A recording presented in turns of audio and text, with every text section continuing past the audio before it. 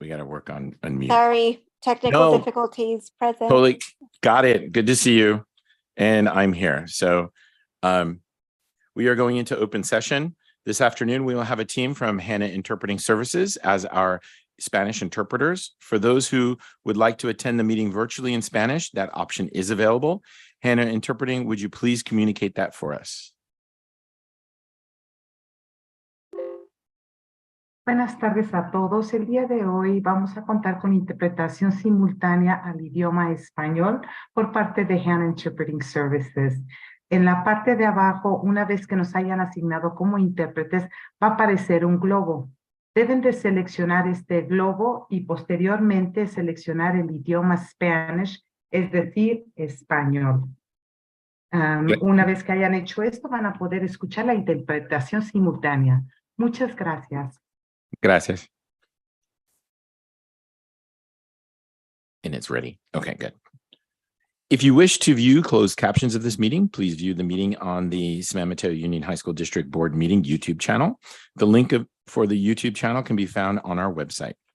You may view the captions in English as we live stream our meeting tonight, and you may view the captions in a variety of other languages if you choose to watch after this meeting has ended.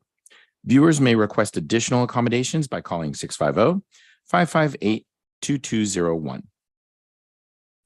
For our deaf and hard of hearing community, we have a team from Hannah Interpreting Services, and they will be interpreting our meeting this evening. We would like to ask everyone to speak in a clear and reasonable pace for our interpreters. Thank you. Pledge of Allegiance, Superintendent Booker. Yes, thank you. I pledge allegiance to the flag of the United States of America and to the republic for which it stands, one nation, under God, indivisible, with liberty and justice for all. And this is a special study session to go over the budget. So I'm going to turn it over for the presentation to Superintendent Booker. Thank you. And with that, I'm going to hand it over to Associate Superintendent of Business Services, Yancey Hawkins, and his team, Valerie Miller and Vanessa Castano. Thank you. Oh, I should do public comment first. No? Or at least read this now. In study session. And then, yes. Okay. All right. I will wait on that. Sounds great. All righty. Well, thank you everyone for being here. I appreciate it. This is really an important time of year for the business office. We're really in the heart of the budget development season. And the general fund budget study session is a really key part of our budget development process to get input and questions from the board as we make the final drive into June. And we will deliver our proposed budget on June 22nd. So tonight, I'm going to present the major assumptions and give some key takeaways of where we are in the budget cycle. I'm going to take questions and have any feedback and questions from the board. And then we'll have our marching orders to push through. And the next time you'll see us around this is likely the May revise when the governor puts out his May revision to his January budget. And then on June 8th for the preliminary budget, which is the general fund. And then June 22nd, which we will present our proposed budget to meet our June 30th statutory deadline in the district. I'd be remiss if I didn't thank my team. They do 98% of the work. And so Valerie and Vanessa, thank you so much. And then a new member of our team, Christina, thank you so much. We're really excited to have you on board. It's a great addition to the team. Next slide. Oh, I have it. I was going to say. Next slide to myself. All right. There we go. So tonight we'll go over key takeaways from where we are in the budget, go over the factors impacting the budget, relook at the enrollment and projections that the board approved in February, look over the entire staffing projection for 2023, 2024, first certificated and then classified. We'll look at the pressures and the state mandated PERS and STIRS rates and those increases. Look at employee compensation. Look at our assumptions for our revenues and expenditures, the one-time funding, and our step-down plan for our investments made with using those one-time funds. And then we'll just look at the overall where we sit right now in the budget preliminarily during the work study.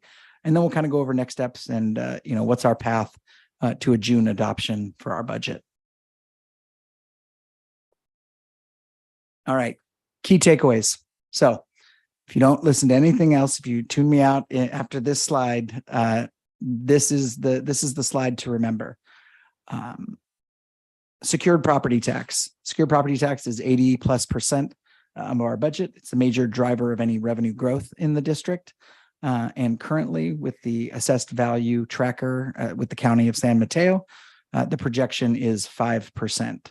We're hoping to see that tick up a little bit over the next month or so, but we're at 5% right now, and we'll bring an updated number in June when we come back with the preliminary budget. We're going to look at state mandated pension rate increases. The STIRS rate has hit its the final point in the 2013 plan to bring stability to the STIRS fund, although they do have the authority to raise it 1% more, but it has hit that percent of 19.1.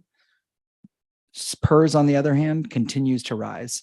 The latest projections from PERS are a 1.6% increase over the current year rates, up to 27% of salary in PERS, and the projections are going up almost to 30% in the out years.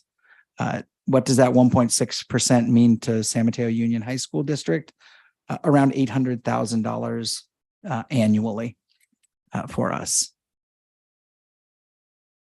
One-time funding, we've received over $20 million in one-time funding, mainly in COVID, but also in some other areas, state and federal funding over the last 3 years. That has been wonderful. It's really supported the district through these COVID times. But that one-time funding is likely coming to an end. I'll talk as we get later down here. I don't expect a lot more one-time funding coming our way. And so while we've made really wonderful investments, some of those were short-term investments.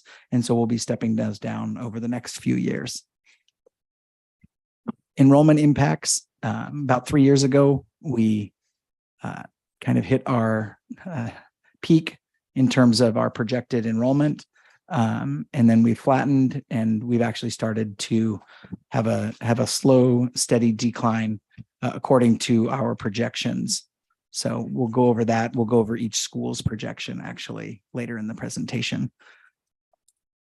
On a positive note, we're in a really strong financial position to face those challenges. And that's due to the actions of this board over the last 15 years to really put this district in a strong financial place moving forward. I noted some issues at the state level. In January, the governor put out his proposed budget for the 2023-2024 year at the state. We are already only a couple months into those projections of revenue, and the state is already significantly behind, several $1 billion behind, we're only a couple months in. So overall, we're a community-funded district. We're obviously much more impacted by our own local property tax growth, but the impact of that is that I do not see any significant money from the state in terms of one-time or ongoing funding expected in the adopted budget at the state level. As many of you guys saw in your utility bills in January and February, we had a pretty big spike, especially around natural gas costs. And our projections from our utility providers are a pretty significant increase for the 2023-2024 year, to the tune of our projection of about a $900,000 increase over the current year. So pretty significant. We also continue to see negative pressures around special education placements and settlement costs. Those have increased about 65% since 2020-21. Some of this obviously is coming from the pandemic. The pandemic was especially hard on some of our students with the most needs. And so we've obviously seen a spike in that, but we'll be really looking at that closely as we move forward. Overall, the factors that are impacting the budget, I've noted a couple of times the San Mateo County Assessed Value Tracker. That's the up-to-date tracking of where our assessed value as a district is growing. Just to remind everybody, the assessed value of our district is directly correlated to the increase in our property tax revenue, which drives 80+% of the district's revenue. We take support and advice from San Mateo County Office of Education. They're our oversight. They bring in guidance for us to use in terms of major assumptions across the board. We always look to the federal budget, the state budget. Enrollment projections are obviously very key because our enrollment projections drive a large percentage of our staffing.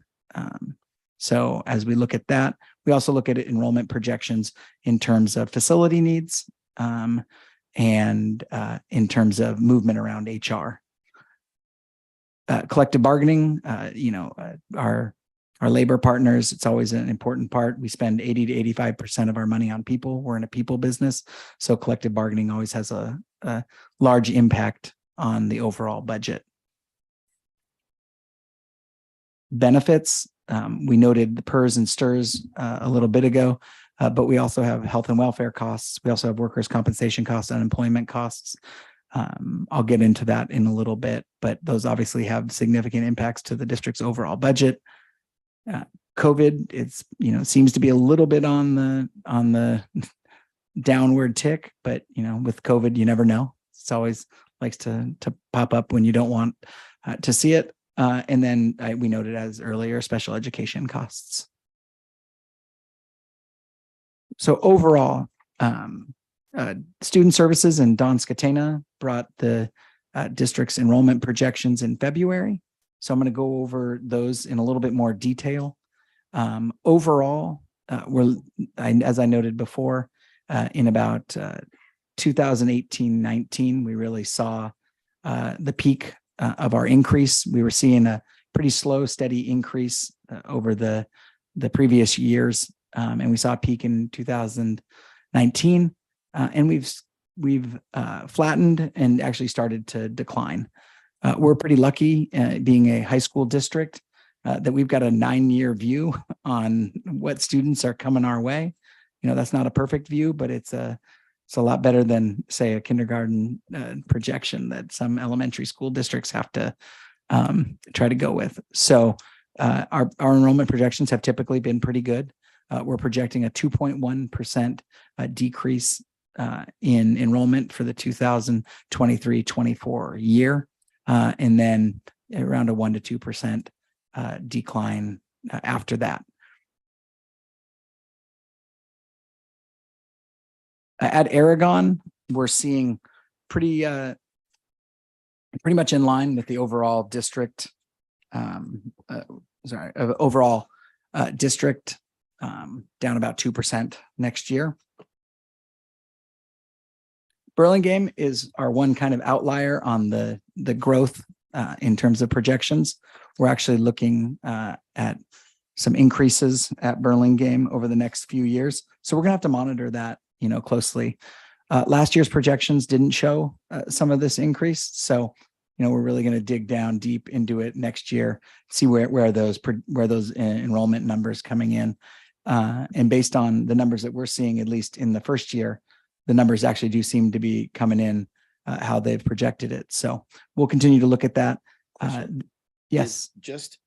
So with these numbers of increase, you're not including like transfers. This is completely just what's in Burlingame. So they use trends over time with transfers. So yeah, So it is with transfers. yeah, the projections, and Don would be a better person to explain the exact details.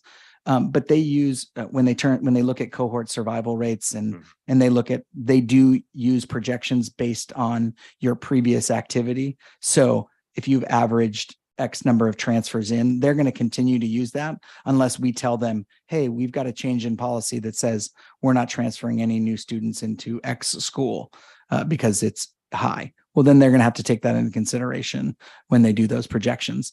So, this is kind of just a little bit of an early, a little, hey, orange light, let's look at this. The biggest thing here probably is a facilities issue. We have, there's room there, but Burlingame is one of our campuses that's probably the most kind of locked into its current footprint. Yes. It's not like you can just throw a portable, on the back 40. Exactly. So we'll be looking at this more closely, and Don Scatena will definitely be talking to you a little bit more next year if these trends continue. Cappuccino, on the flip side, we've talked about it at the last few enrollment projection meetings and discussions. They continue to show a rather large projected decrease in enrollment over the next few years.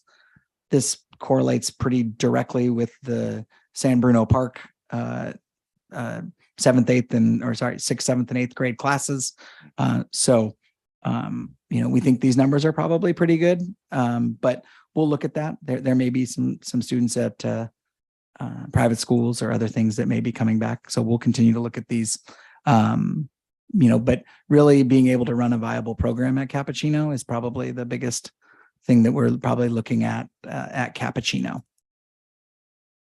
Hillsdale, pretty much in line with the overall projections of the district in the next few years, a little bit of a decline. Mills actually, we were projecting a larger decline at Mills in previous years. So this is good news. This is a pretty flat projection for Mills over the next few years. So I'm happy to see that, but we'll be monitoring it. That 360%. That was you get the dollar. You get the dollar. I told Jen that there was one error in the presentation, and whoever got it gets $1. So Jen, I owe you $1. That's actually 3.6%. So thank you. Increase or decrease? And that dollar will not come out of the general fund. That will come. That'll come straight from Associate Superintendent's wallet. Bank account. Yes. That will not be a gift of public funds. Thank you, Superintendent Booker.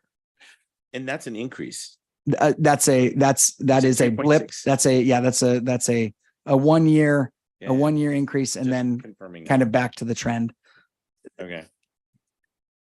These Mills numbers are better than what we saw in last year's projections. So hopefully these numbers come in, and that will allow us to continue to run such a strong program at Mills. Peninsula, this is the third of three kind of outliers, but at Peninsula, the students come from a little bit different process. So we are projecting a 24.7% decrease into 2023. But, we're obviously looking at this every day. We're looking at these numbers and tracking them. And so we're going to continue to monitor those and to see if we're not seeing that. But as of right now, that is our projection. San Mateo, again, pretty much in line with the overall. We're seeing really flat this year, but then back into the kind of regular small decline year over year. All right, going into certificated staffing projections. I went over enrollment first because enrollment drives a lot of our overall projections. They drive regular teacher staffing, counseling staffing. So we have our staffing projections. Overall, you've got your principals, your assistant principals, And then we go individually down each category, obviously the biggest being the regular staffing from the teachers, but we also have ELD staffing 23.4. The district made a 4.0 FTE increase in the current year in ELD to really meet the needs and the numbers that we were seeing around ELD across the district and to keep those class sizes low. We also made the instructional leadership initiative in this year to support teaching and learning and the principals really being in the classroom to support that. We also have our academic support classes of 20.4 FTE. And to kind of put it into perspective around money, one FTE is approximately $180,000. So when you have 20.4 FTE in terms of academic support, that's almost a $4 million commitment. And that's based on percentages of unduplicated counts at the schools. So you've got a couple other adjustments here. You've got the instructional coaches working with our teachers, and a couple other foundations and grants. We're always incredibly thankful for the foundations at our schools that support education, including a little bit of staffing, but a very small percentage overall.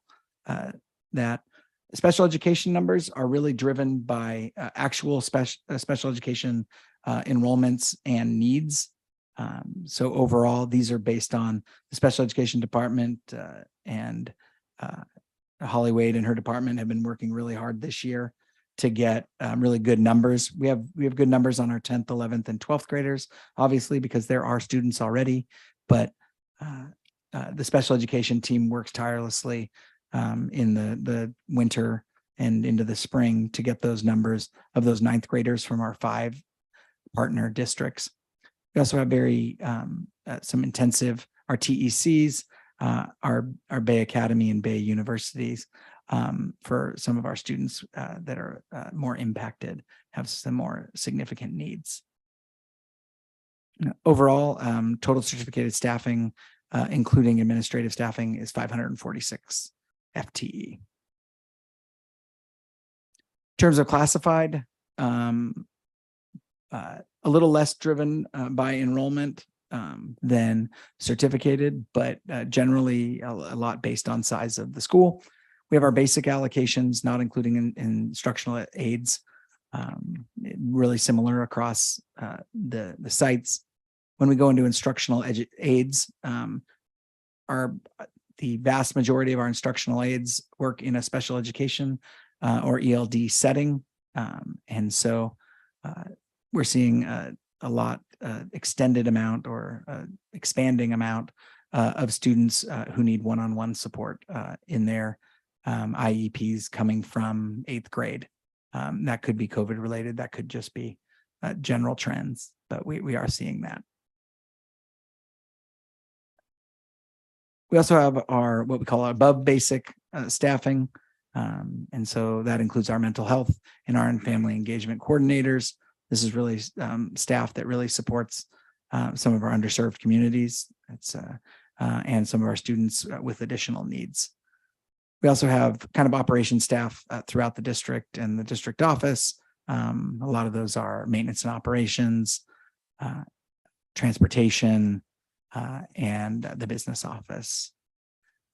Before you go on. Yeah. So the site positions above basic. Yeah. You put some of the funding sources next to their names. Yeah, So yeah. If they're specifically funded, or, correct. Okay. If they're specifically funded, like the ELO sections, Right. mental health therapists, those are funded by Will you ELO talk funding. later about. We will. That's a very good question. It's a very good question. Okay. So overall, including administrators and confidential staff, our classified staffing is 491 FTE. So a little bit less than our certificated staffing. Overall, we have just over 1,000 FTE throughout the district.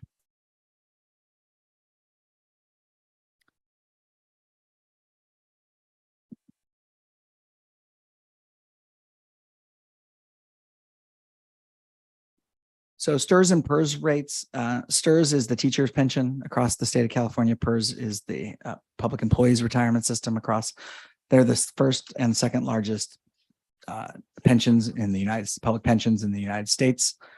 I think one thing to always start with on when I talk to boards about this is the board of the San Mateo Union High School District has no authority to set pension levels, so the benefits that employees receive, or what districts have to pay for those benefits. Those are all set either by the legislature of the state of California or by the PERS and STRS boards themselves.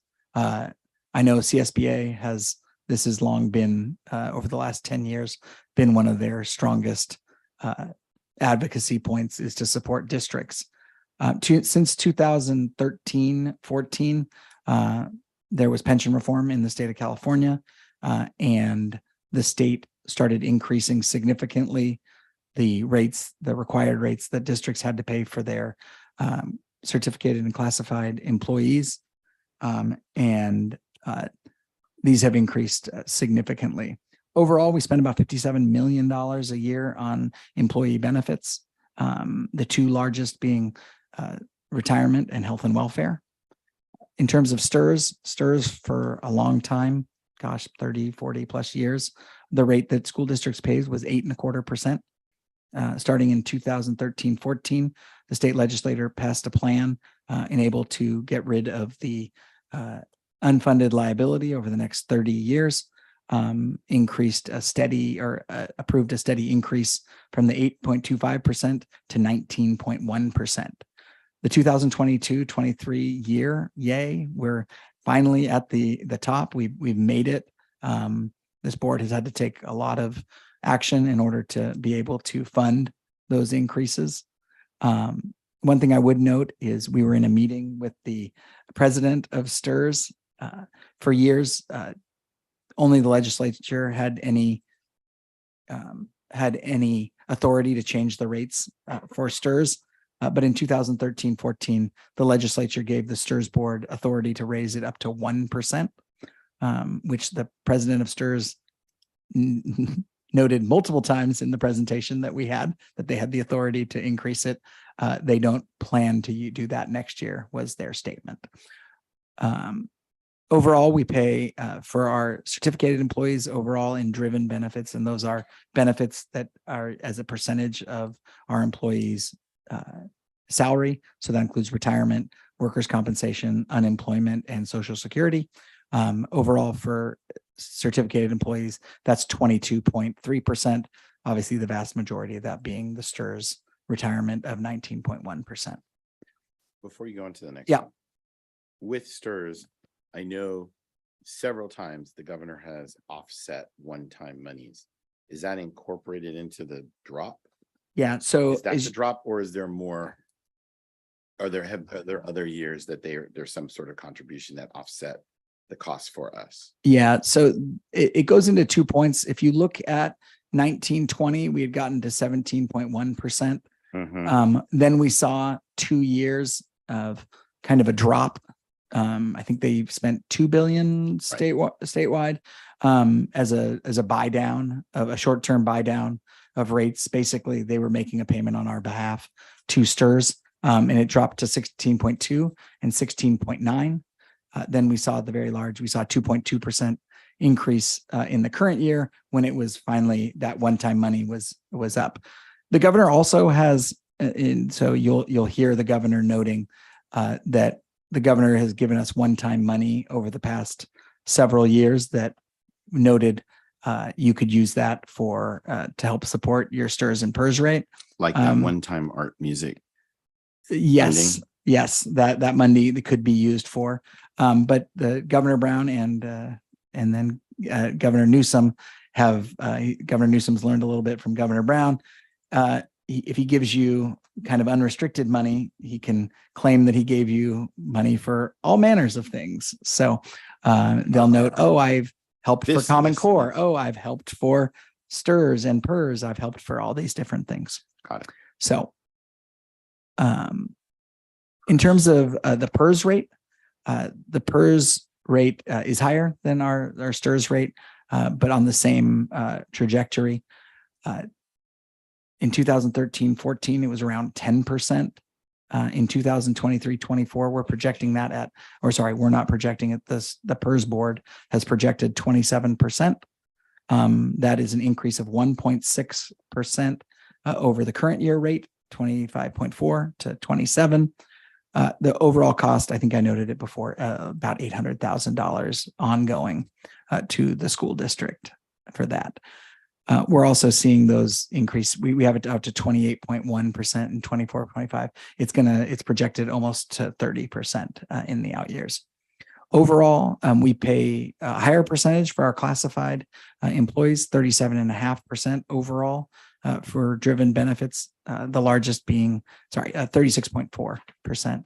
Largest of that being the projected 27% PERS rate, along with unemployment, workers' compensation, and then the difference there is actually Social Security. I should have noted before, our teachers do not receive Social Security, and we do not pay into that. So it's actually a pretty big factor in terms of our teachers, or all of our certificated employees, I should say, not just our teachers. In terms of overall employee compensation, a lot of our employee compensation is generally linked to AV growth being the largest driver of our revenue increases. So I've shown 5 years of assessed value growth, salary increases, and then STRS and PERS increases. And we note STRS and PERS increase in the same slide because the cost of a 1% salary increase is roughly the cost of a 1% increase in STRS to any certificated employee, or a 1% increase in PERS to any classified employee. Every year, we have employees that move up in either step or column. If they still have room to grow on the salary schedule, we project the annual cost of that. We call it step and column of about 1.25% or $1.7 million annually. Go ahead. I think you're, yeah. I'm sorry. You may previously mention why there's a negative for the 2021 STRS. Yeah. So the governor did in that year put aside some one-time money paid directly on the school's behalf to STRS and said, okay, please reduce the rate that all schools have to pay for these couple of years.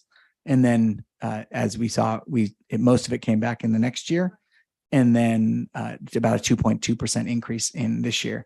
And we want to see more of those zeros that we're seeing in the 23-24, at least in STRS. We're not seeing that in PERS. Thanks.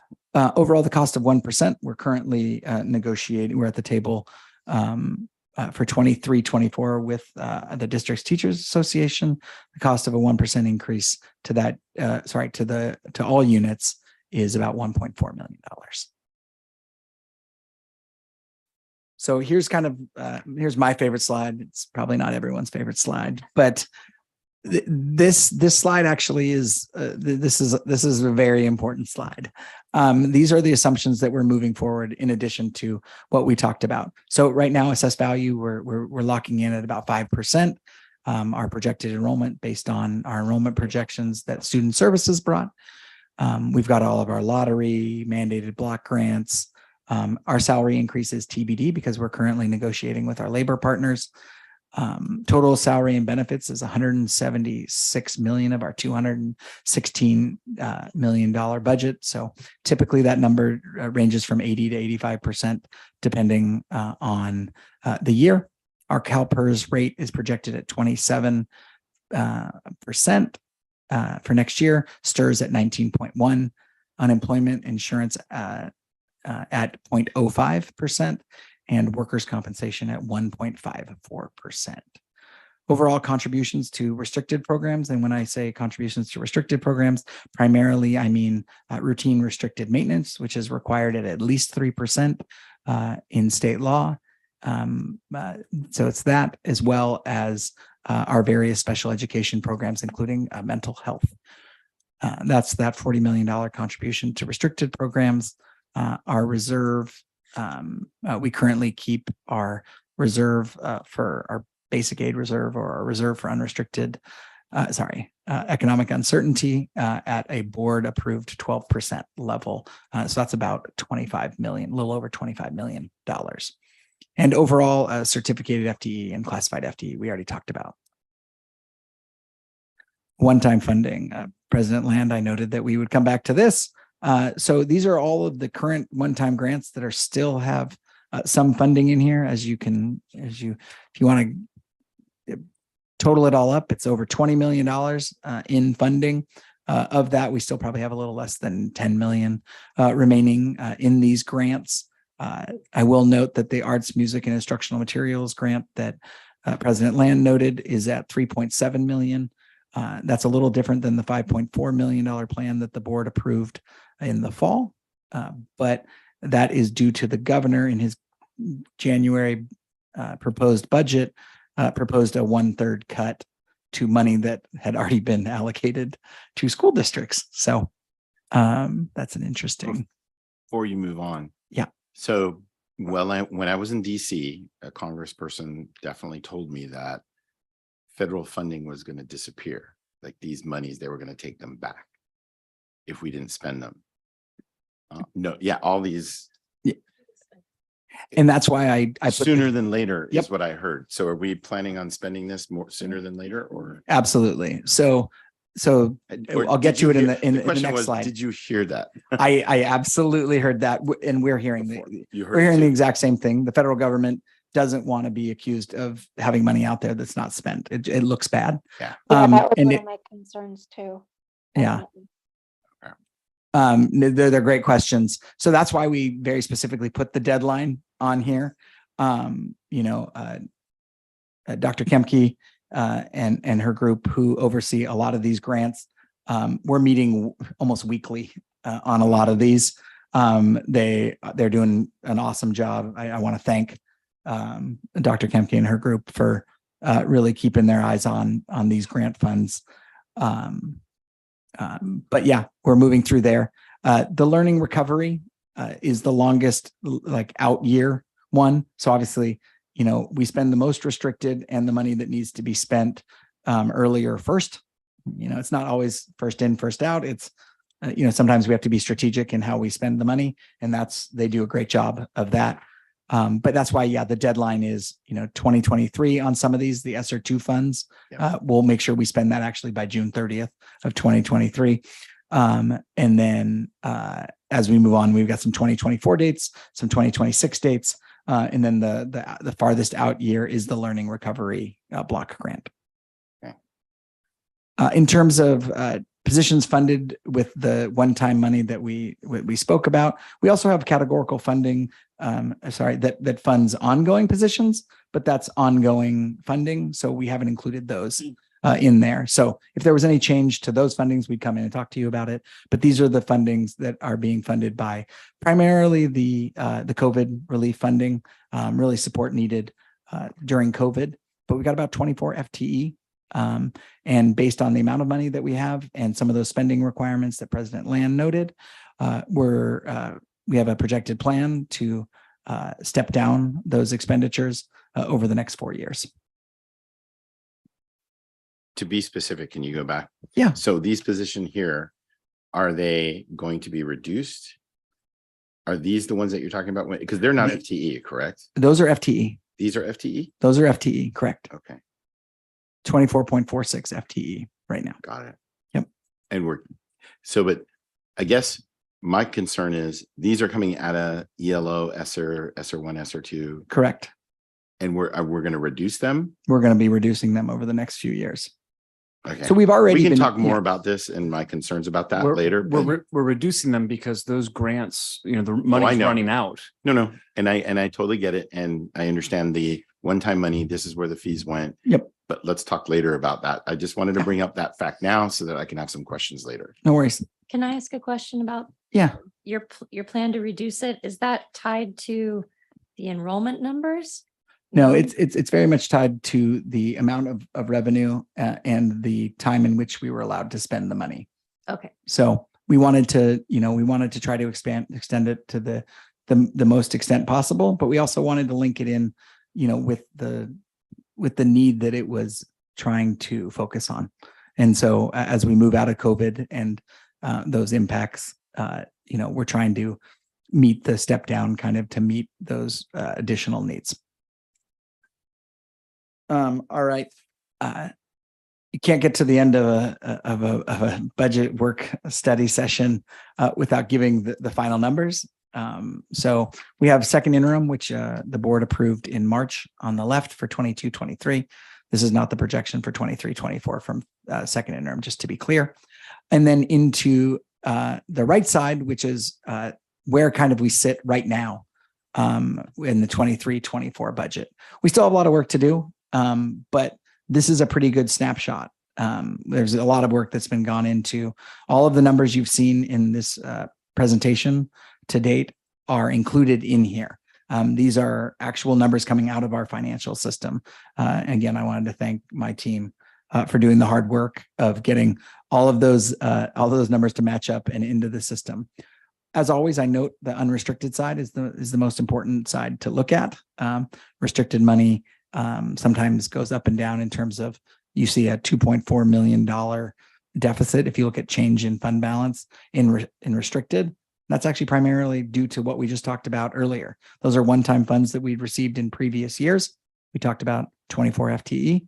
Well, that makes sense. Those are being funded by money that we already received in previous years. So unrestricted is important because it's all the regular things we do as a school district, as well as the impact of any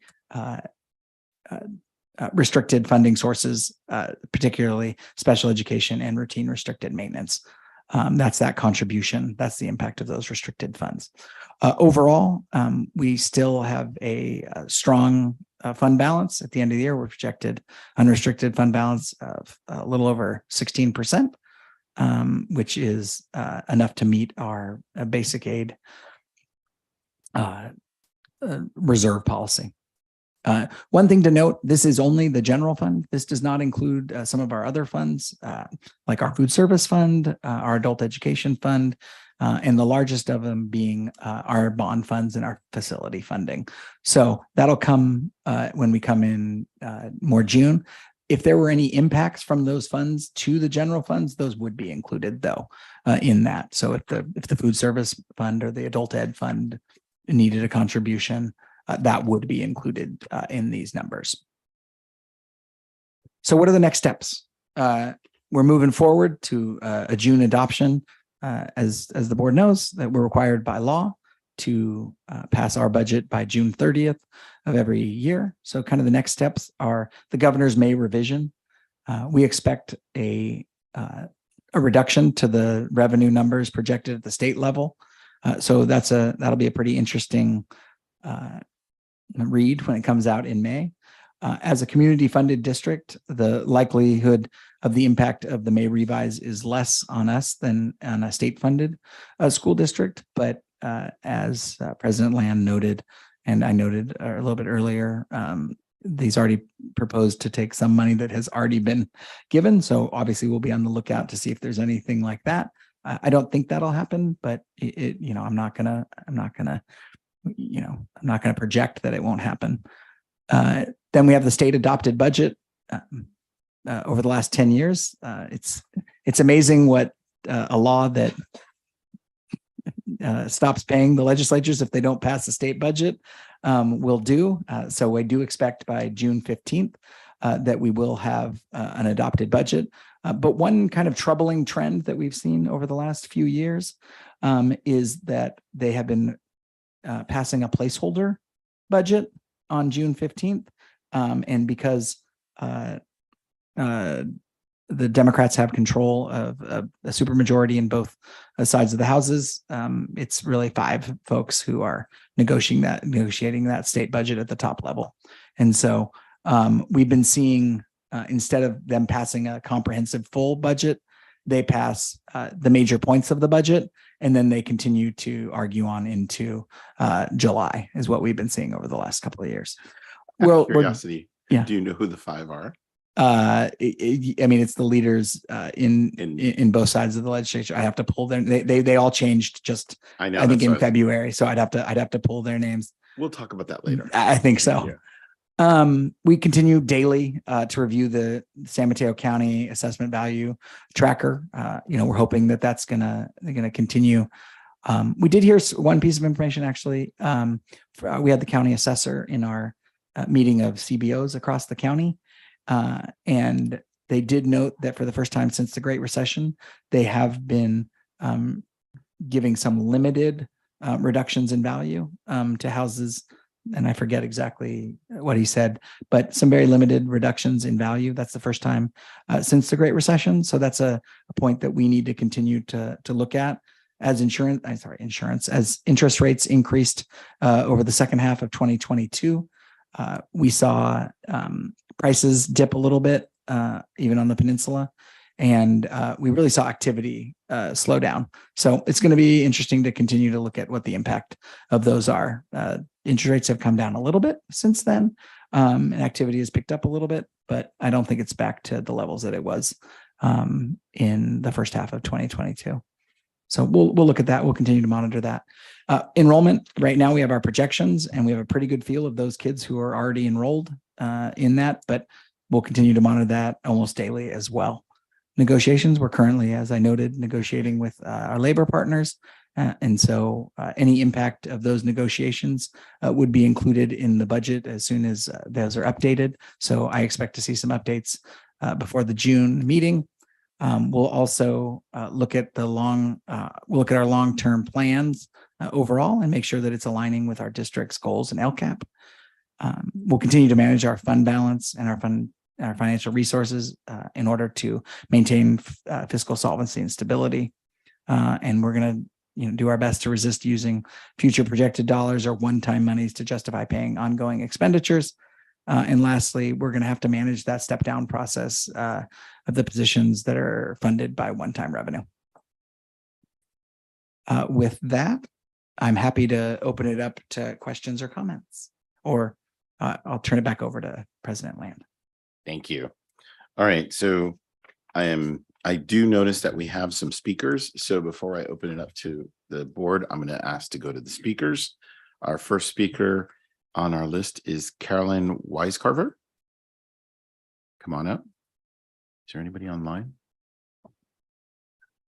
So before you talk, I have to say this one thing.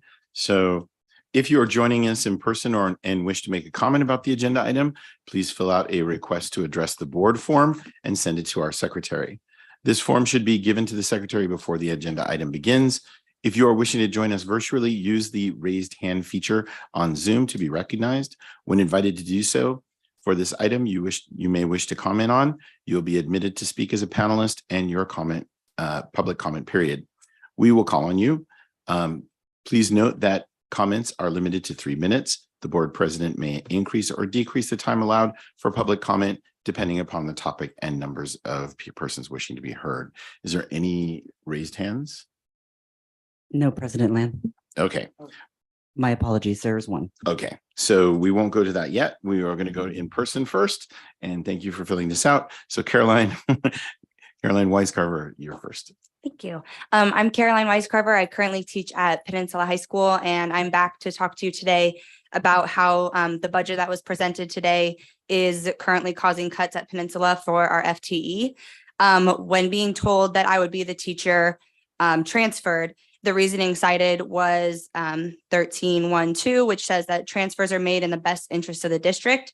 And my question is why the district needs are separate from or coming above that of Peninsula's needs. The school that I'm being transferred to has a healthy department of 14 English teachers. Taking away from Peninsula would force 2 teachers to cover 4 years of English classes. English is historically one of the classes where students are most credit deficient because they need all 4 years to graduate. Taking away their ability to easily get into those classes at Peninsula will impact their ability to graduate. As Yancey said in the budget report, COVID has heavily impacted our students who have the most needs, and those are the students we serve at Peninsula. So if we take away their course offerings, we are going to impact their ability to graduate. I currently teach all sections of senior English at Peninsula. The other teachers do not have it in their schedules to take on those without losing other crucial classes that students need to graduate. Another consideration for my transfer from the SMUHSD contract states in section 13.322, the need to provide particular course offerings for students as determined by the district. The need to provide particular course offerings should still consider PHS.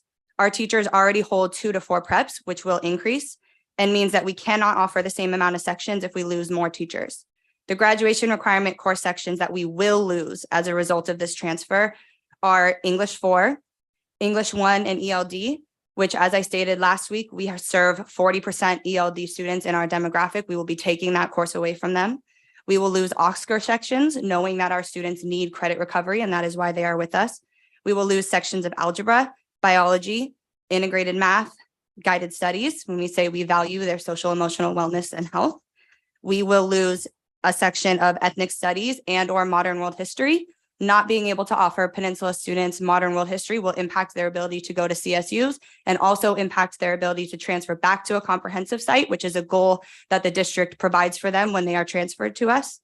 And then above those classes, we will also lose leadership and yearbook, which are our only elective classes that offer them those opportunities they did not get at comprehensive sites and that give them a reason to come to school, which is what we struggle with. And my question is, why are those classes not needed at Peninsula and for those students? And why is it not in the best interest or in the best interest of the district to provide those for our students? Finally, from this very budget study session, bullet point 39 states that the district is committed to funding the priorities it believes are most important. When will Peninsula be the ones that the district chooses to prioritize because it believes that we are most important? Thank you. Thank you.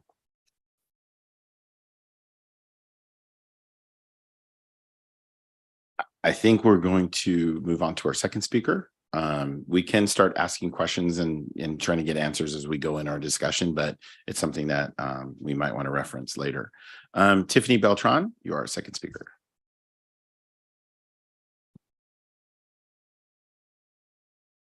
Hello, so my name is Tiffany Beltran, and I'm here to talk about the impact of reduced staffing at Peninsula High School because of this budget. I'm come here as the ethnic studies teacher and also the leadership teacher. And I am going to be on maternity leave in the fall. So when we talk about losing leadership, that is one piece of the puzzle, as well as Ms. Weiscarver, who just spoke before me. And the other teachers that remain either don't have room in the schedule or they don't have the skills nor experience to be able to teach that class. Another thing that we will be losing is yearbook because that teacher is going to another school site. And with that FTE cut, there was no room in the schedule to fit yearbook, and that's why it's being impacted, even though when you see the letter, it explicitly states science and English. Some other programs that we were told that we may lose, one is basketball, because we would be cutting that as it's non-essential, and our teachers are expected to have burnout from having too many preps and too many co-curriculars to manage. We did hear a quote from one of our basketball players recently. He said that it feels like we're being punished because we're the bad kids.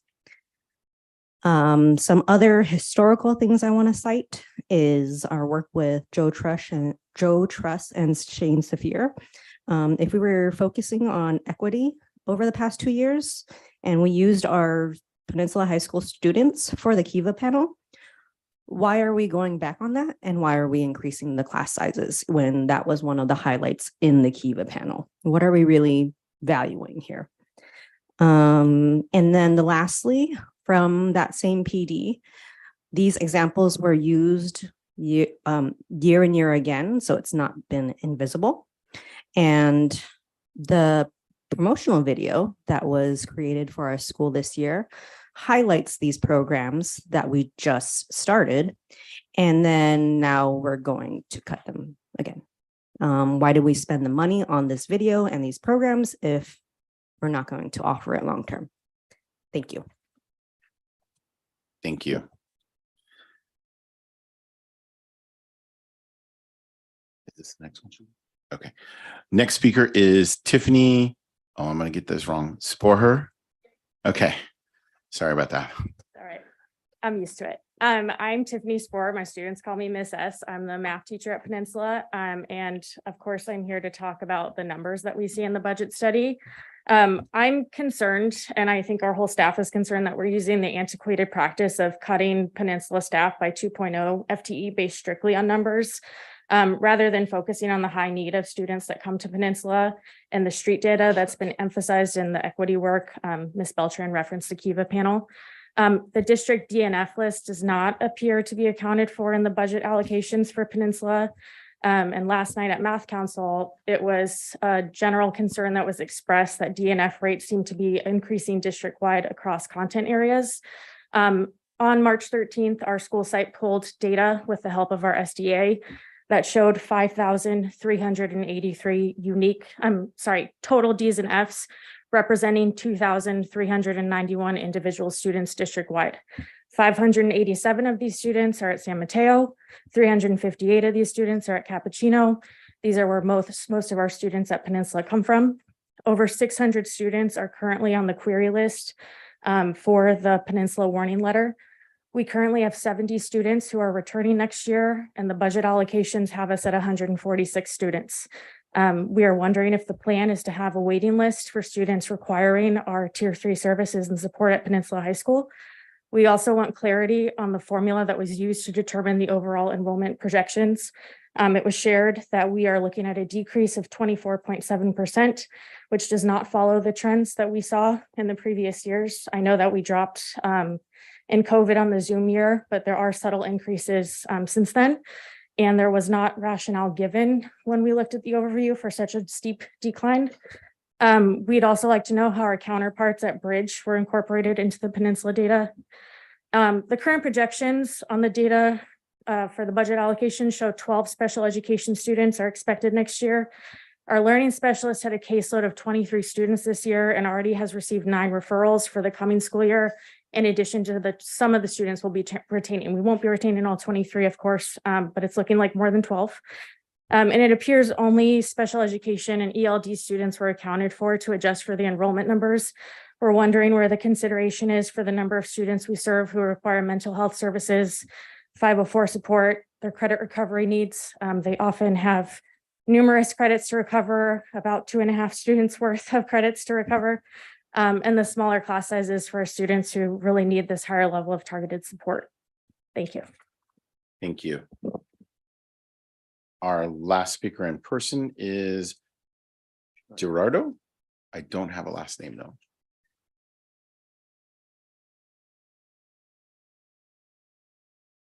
Hi. Hello, my name is Gerardo. I'm here to talk about the cutting of Peninsula teachers and why it can't be done. At my old school, the students couldn't get as much help or attention in the bigger classes because the teachers didn't have time to get to everybody.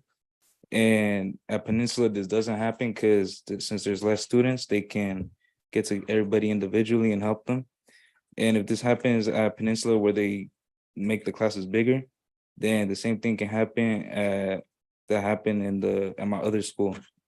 And that's where like they sent kids to continuation schools so like they can get help. And if they're like, if that same things happen at this school, where they're gonna send them now? You know what I'm saying? So I feel like it just wouldn't be, right to do that.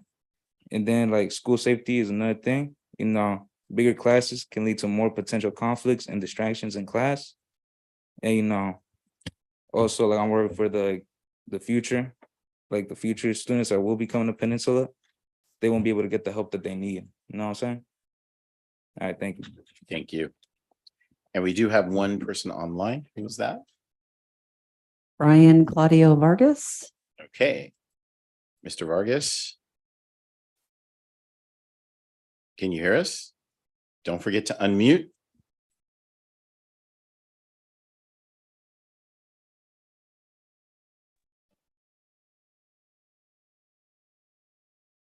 Here he comes. All right. Hello? Yes, we can hear you. All right. My name is Brian and I'm a senior at Peninsula High School, and today I'm here to talk about the potential teacher loss and how this can impact our school. So this can impact our school because we would have less credit recovery classes and they'll be taking away classes such as leadership. And I am a part of that class. And leadership has been a favorite class because of the new friends I've made, new connections I've made with people, and also the activities / events we plan for the school. Taking these teachers will take away leadership and yearbook, also guided studies, and all these classes help with credits, and people love these classes. Also, these events we plan for the whole school. We do this for people to enjoy and have a reason to come to school. Taking these teachers would impact the whole school because of the friendships we build with all the teachers. These teachers are the best teachers I've ever met. Each teacher really gets to know you and is actually there to support you. I didn't have the chance to return to my campsite, but even if I did, I would say at Peninsula because of the help and support I've received and the opportunity they gave me to go to college. Currently, we only have 10 teachers, and we have a lot of people on the waiting list to come on the Peninsula. So if this change were to happen, we'd only have 8 teachers, and more teachers would have to take on more classes. And then also students could be at risk because we'll have no credit recovery classes. And also one more thing, at my old campsite at SMUHSD High School, and every other high school, each school has 10 or more teachers with way more resources, and none of those teachers really get to help you. So why take from us when our school needs it more? And that's all I got. Brian, thank you very much. Any more on? No. Okay, so I'm going to open it up to, whoa. I think we have to mute somewhere. Okay, I think we're good. Okay, so I think there were several speakers brought up some interesting points. I think that needs to be part of our conversation at some point in time to answer that. The one thing I will say to both students who came and presented, I just think that's incredible, and I'm really proud of them for doing that. It speaks volumes about the quality of the school and the students who wish to speak up, and it's not easy to do, and to have them do that, I just want to say thank you. Okay, and I'm sure the whole board feels that way. So, okay, with that, let's open it up to questions, thoughts, which direction we want to go in, and have this study session rocking and rolling. So, anyone want to start? And this one, I'm not going to call on anyone just in order. This is a study session, so let's just have a discussion about things. Anybody want to give it a shot? Let's go. Yeah, let's do this. Okay, this is exciting. I love budgets. Thank you for the presentation, Yancy and team. This is excellent. I mean, the presentation is great. The information, the data points, excellent. I have a couple of questions. I asked a question earlier this week, and I wanted to bring that up. It's regarding the slide number 10. Peninsula High School enrollment trends. I had asked our CBO Yancy earlier why the trend looks like it's dropping quite a bit. It's about 25%, and one of the speakers actually mentioned that. If you want to speak to that, I know we had talked, and you mentioned it was the way that the enrollment previously was captured to include bridge enrollment, the bridge students from the bridge program. Yeah, and the enrollment projections, the detailed review, just to, Don Scatena and and student services can give the best in terms of the data used as they, but on the focus of the 146 is the number that we are projecting for the current year of Peninsula students. That number does not include bridge students. So 146 students, and then we use the approved staffing ratio on that number of the 146. Yeah, that makes sense. Thank you. But the previous year of 2022 with 194, that included bridge students. Is that correct? Yeah, I'd want to double check that, but I believe so. Okay, so I just want to make sure that folks, I think that's relevant to discuss, given that it was also public comment asking about how that was. It is about a 25% reduction, but most of that, I can't say all of it. Most of that would probably be attributable to how the enrollment is captured in that column for 2023, excluding the bridge students.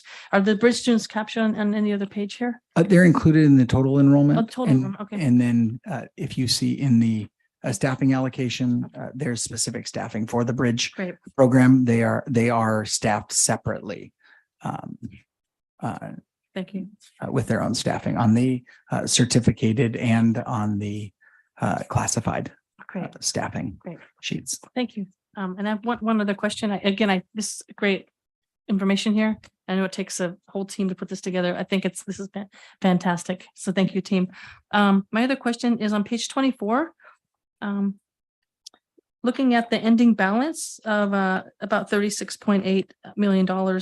You mentioned that's about 16%. Is that typically what San Mateo Unified High School District has in the reserves, about 16%? Yeah, it's actually ticked up a couple of years in COVID, especially the 2020, 2021 year. Because of COVID, we actually saw an increase in that year. Okay. But the board has a policy of a 12% reserve policy. Oh, 12%. A 12% reserve Great. policy. I was going to ask what the policy was. Okay. Overall, 12%. when I noted the 16%, I was noting after 23, 24 on just an unrestricted balance. I like to really focus on our unrestricted balance because that's money that the board could use for any purpose. Restricted obviously has more strings attached. So it is a good level of reserve. It is above the 12% required by the board, but it's actually it's in line and actually a little bit lower than actually the average high school district across the state. We've got a really stable funding source, which is really great. But so I think we have a very strong reserve, but I don't think we have, it could always be stronger. But yeah, I think I noted I want to be clear, that was a little bit of a CBO joke, but we're in a strong financial position to face what's coming ahead of us. Thank you. Yeah. And then lastly, my last comment is it's to our benefit currently to be community funded instead of LCFF. And I know that the difference, I mean, both options are available. Naturally, we would take the one that is higher, that benefits the district the most. So currently we're basic aid, which is also community funded. What would occur if we needed to switch back into state funded LCFF? Would that be? So currently our property tax levels are approximately $80 million above what the state minimum guarantee That's quite a bit. would be. And that's really thankful to the economy and the housing and commercial properties in the district. So I don't see any time on even a medium to long-term horizon that I would see us going back into a state funded status.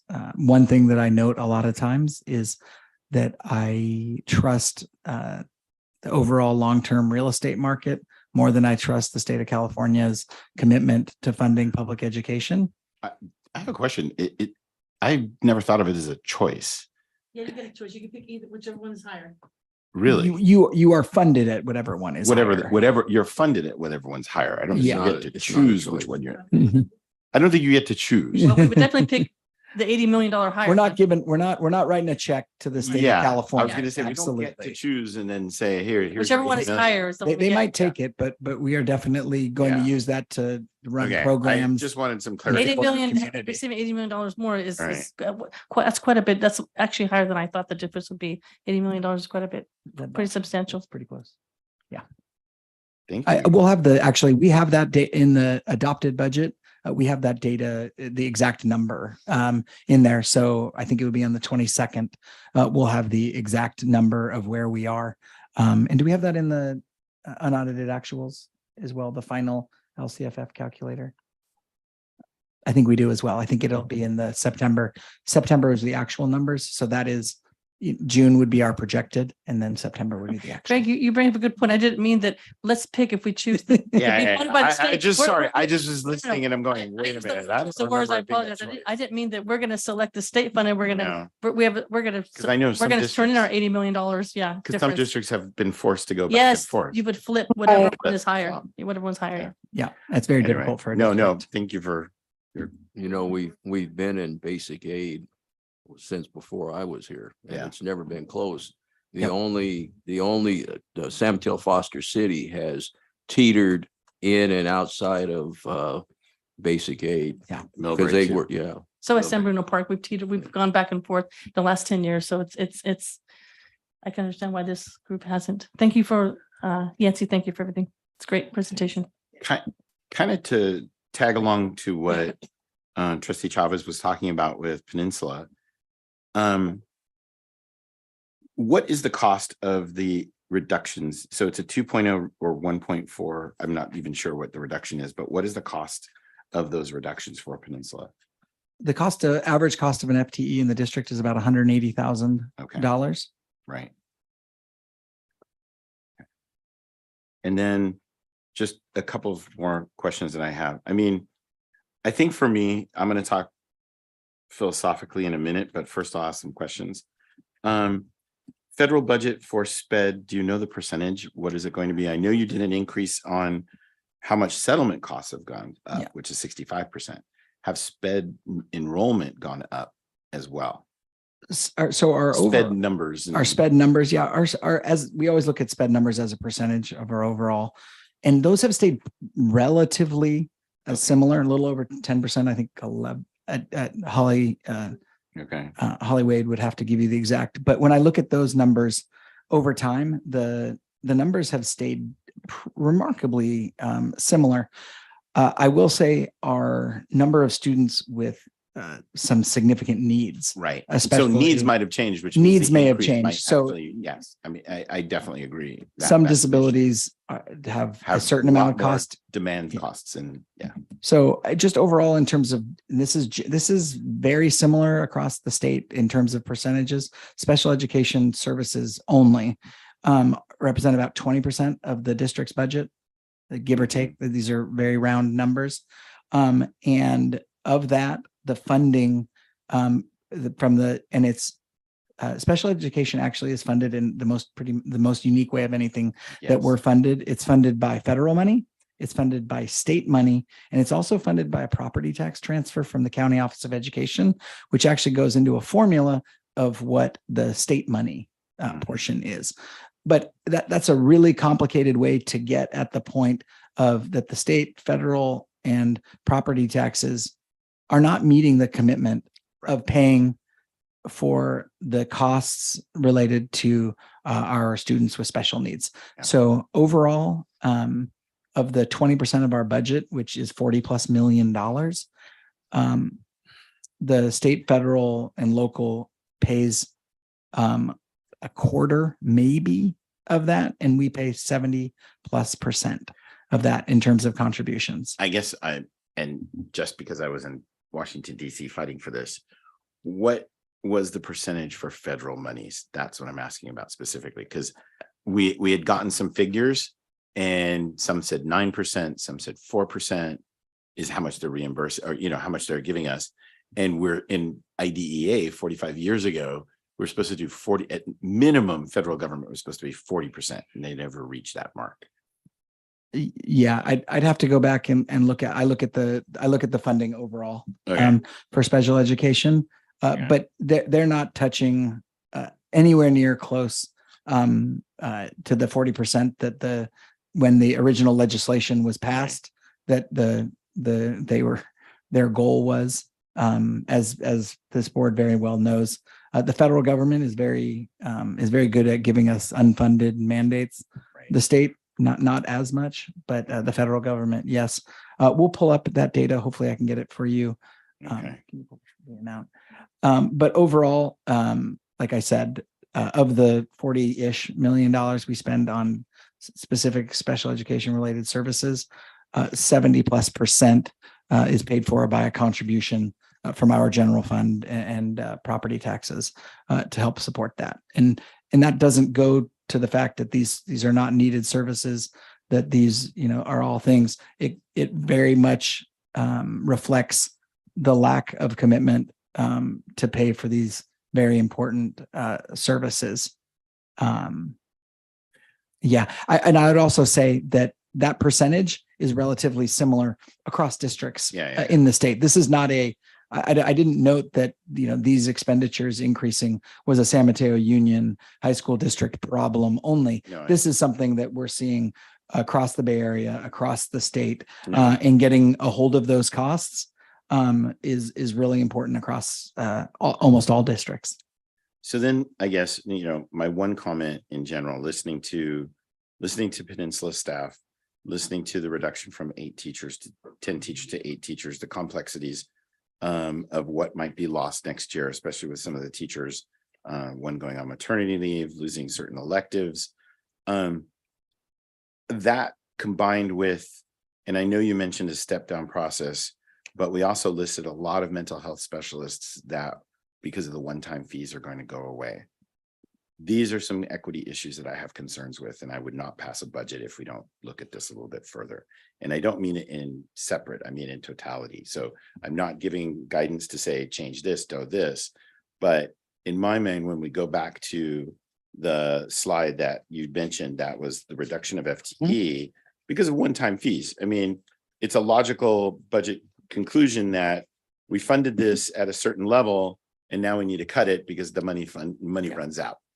And so I understand that and respect it, but I also feel like maybe there's something else we can do instead based on some other type of reductions that we might be able to look at. Because again, looking at this list, you have mental health therapists, you have student success coordinators, teacher over COVID allocation. I can see the adjustment there, but there's definitely some things here where I would want to continue with, if possible, and save that money and cut other funding somewhere else. So kind of trading funding is what I would say.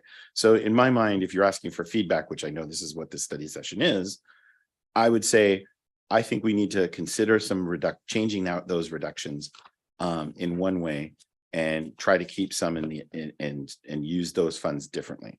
So I'm not going to say which ones I would do or wouldn't do, but in my mind, mental health specialists, psychologists, EL, student success coordinators, these are things that I would want to see continued and I think have value. And just because the funding finished doesn't mean that the job is done.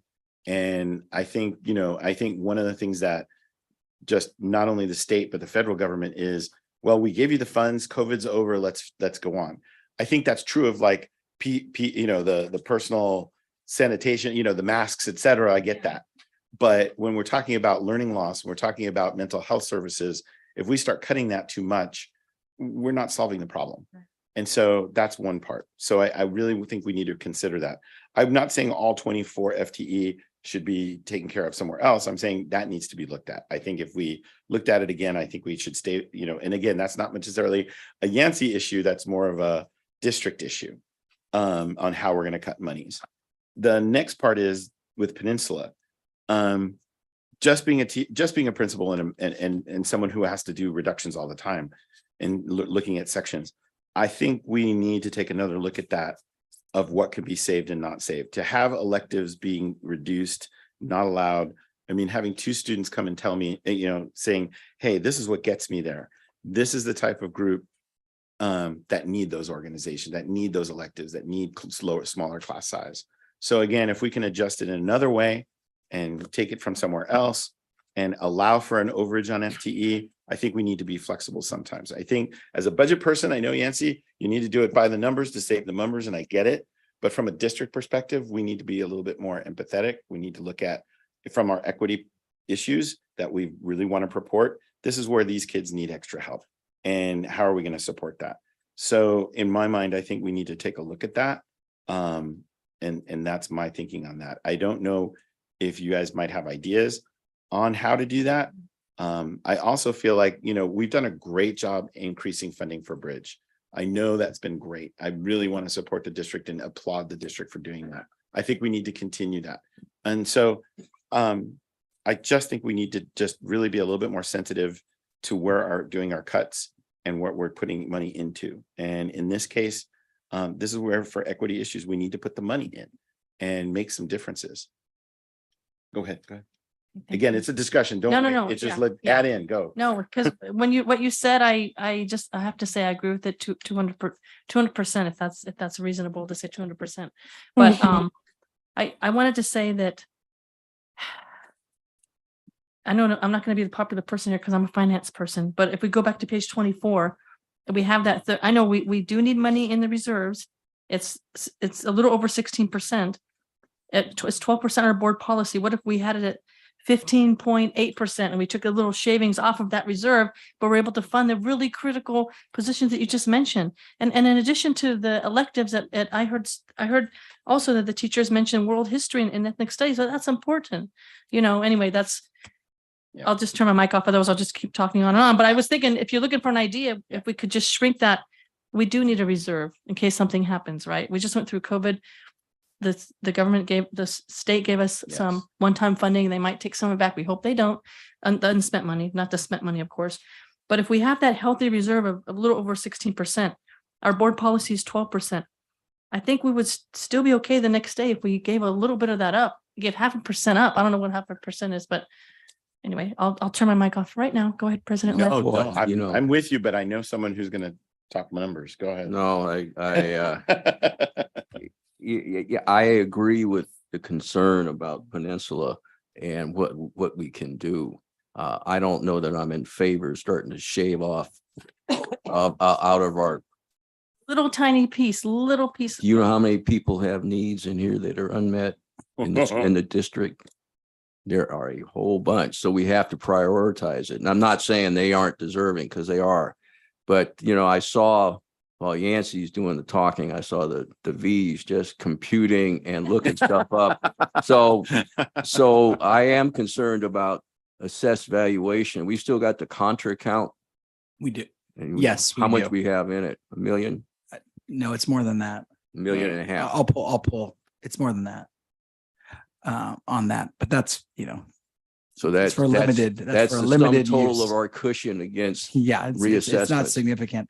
One thing I would like to note is that we did discuss the step down plan during a second interim, and that was on the first March meeting at the first March meeting. And so there was some really great discussion on that, and the board approved the general step down of that at the March meeting. So that's going back to our notes on that, I think is important as well. I think we can also reconsider that though, too. No question. We can just reconsider for anything everybody. at any time. So I got a question about encroachments. I think you said they were baked into the general fund already. They are correct. So what are the encroachments for food service, transportation, and adult ed? We know. For adult ed, it is zero. I've always looked at it as the contributions needed to support those programs. And then to transportation now sits wholly on the unrestricted side of the budget. So it sits as its own, but the cost of transportation is approximately $3 million. We did get some promises of state contributions to that. To date, we haven't gotten the updated revenue. We're hopeful, but we have a lot of questions about that revenue, and the folks at the state have not been able to give us that. The contra is at 2.2 million. Sorry. Right. Thank you for that. I noticed Leahie has her hand up. Sorry, Leahie, I just noticed your hand up. Sorry about that. Thank you. And thanks for taking all the questions. No, I'm just kidding. My concerns are also about Peninsula and the cuts to the electives. That's going to affect our graduation rates. It's going to affect if the students with the wanting to keep coming back to school. I do worry about that. Anytime students come and speak to us, it's impactful because it shows that, they're the ones that are experiencing this. We're not the ones that are going to be feeling the cuts. And we have to remember that, our budgets are reflections of what our priorities are. And it sends a message to our student body and to our staff. And so I just want to keep that in mind. But I have a question about, I know you were talking about the property taxes. I know that we have a really high cost of living here. And I know that our housing is really, has a lot of value monetarily, but how is that affecting the amount of enrollments we have at schools that have a lot more students who are low income? I do worry about Cappuccino. How many of our students, how many of our enrollment numbers are declining because of the lack of affordable housing? And also with our city councils in talking about the projects they have around housing, what as a board should we be doing to go to our city council meetings to advocate for our families that are going to be struggling and potentially moving away because the cost of living is so high, and the developments that a lot of cities are creating are not, they're said to be affordable, but they're not really affordable nor accessible. So gosh, lots of questions right in that one, but I have some others. So if you could answer that first, that would be great.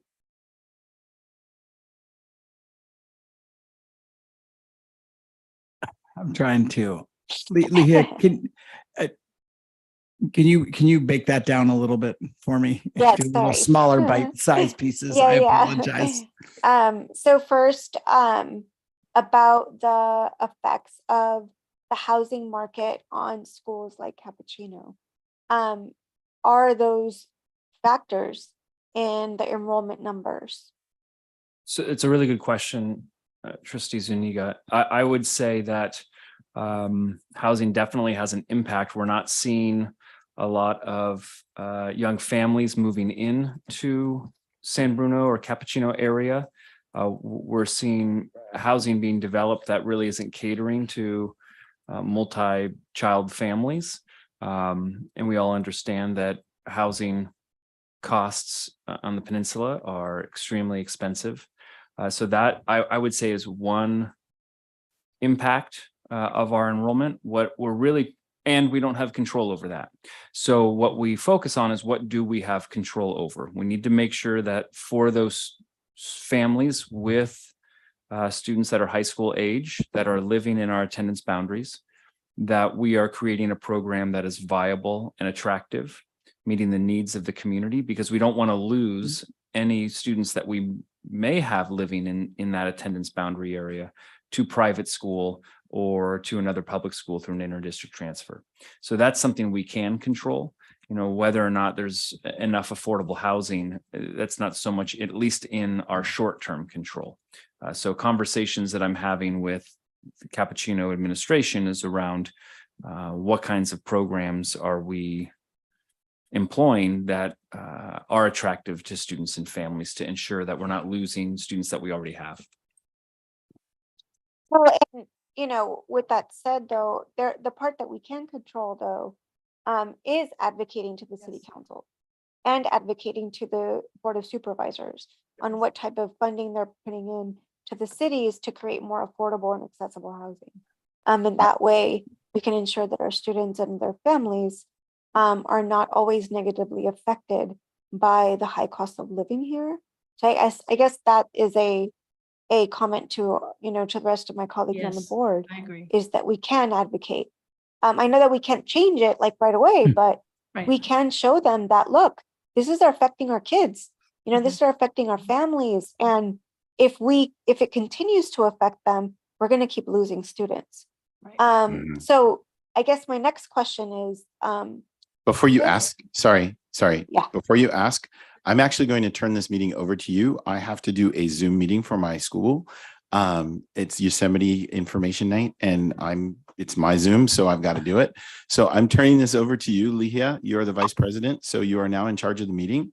So I'm going to give it back to you. If I come back, you can let me have it again if you want, but that's up to you. Okay, so Lihia, you're in charge. President Lamb, just to, I've got my crack team here, approximately 5% to your earlier question. That's what federal is paying for. And you guys are so good. They're superstars. I'm leaving my stuff here.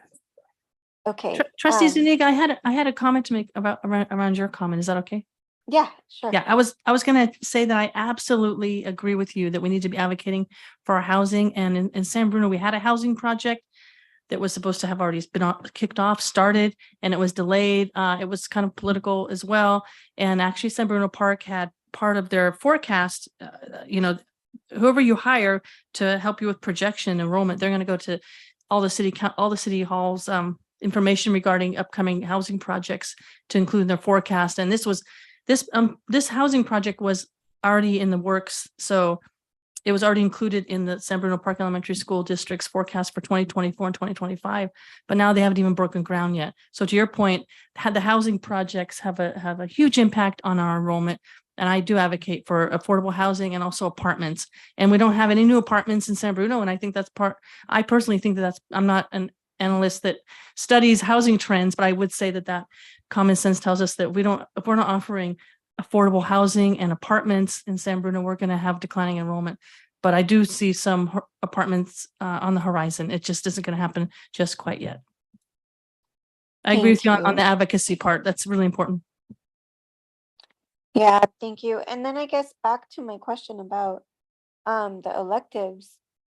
What can we do to ensure that we keep those? Say, I don't know, if it's a monetary issue, then what can we do to maybe change some of the funding for sure? I know it's hard, right? You take from one and put in the other and it affects everything, but this affects our graduation rates and it affects our students' morale and them wanting to come to school. So what can we do to not lose those classes?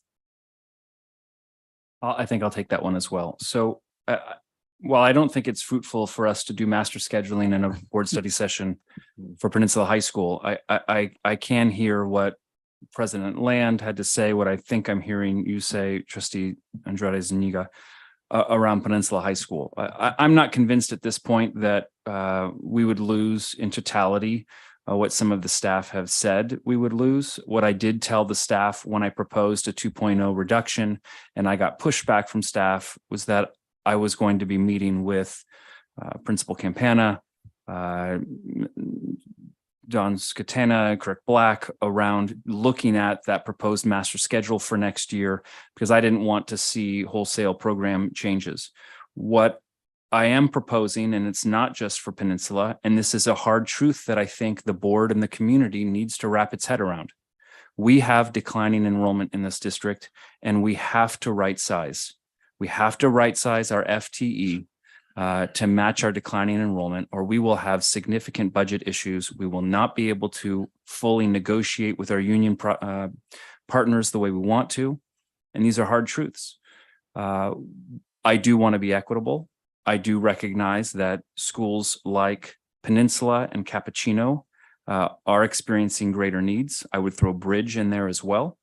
And we want to meet those needs. And so if what I'm hearing from the board as a whole is that we want to ensure that those needs are better met, then as I think President Land indicated, we are going to have to then shift funds around, or we are going to have to dip into the reserve, or whatever. I can't print money, so it is a shifting of priorities and funding, and I'm hearing that. But with that said, I will continue to bring back plans to this board and the community around right sizing for our declining enrollment. Or one other option is for us as a governance team to start seriously talking about what we're going to do to put a stopgap in our declining enrollment. How will we attract more students, or how will we go and get more students? That's another way to tackle this. It's a little bit more of long-term thinking, but when I see the projections as Associate Superintendent Hawkins put up there, and Don Scatena has worked with our demographer, we are seeing significant decline over the next 5, 6, 7, 10 years. And so with that, we have time to maybe address it, but we have to address it in one of two ways: either right sizing our FTE due to declining enrollment, or addressing our declining enrollment problem by looking at ways that we can go grab students. And what I'm really talking about is inter-district transfers. Not a popular topic, not one that I'm necessarily advocating for, but it's really one of two scenarios. We right size, or we go get more students. And I'm hearing from the board around how we go about right sizing, if that's the protocol, that we need to look at what kinds of schools in our district might have higher needs than others. And I'm hearing that. You know, Thank you. Oh, go ahead, Bob. Mhm. Yeah, I am concerned about CAP because, you know, we at some point, there's not going to be critical mass to offer comprehensive high school programs, which is similar to what we're kind of talking about a little bit with Peninsula.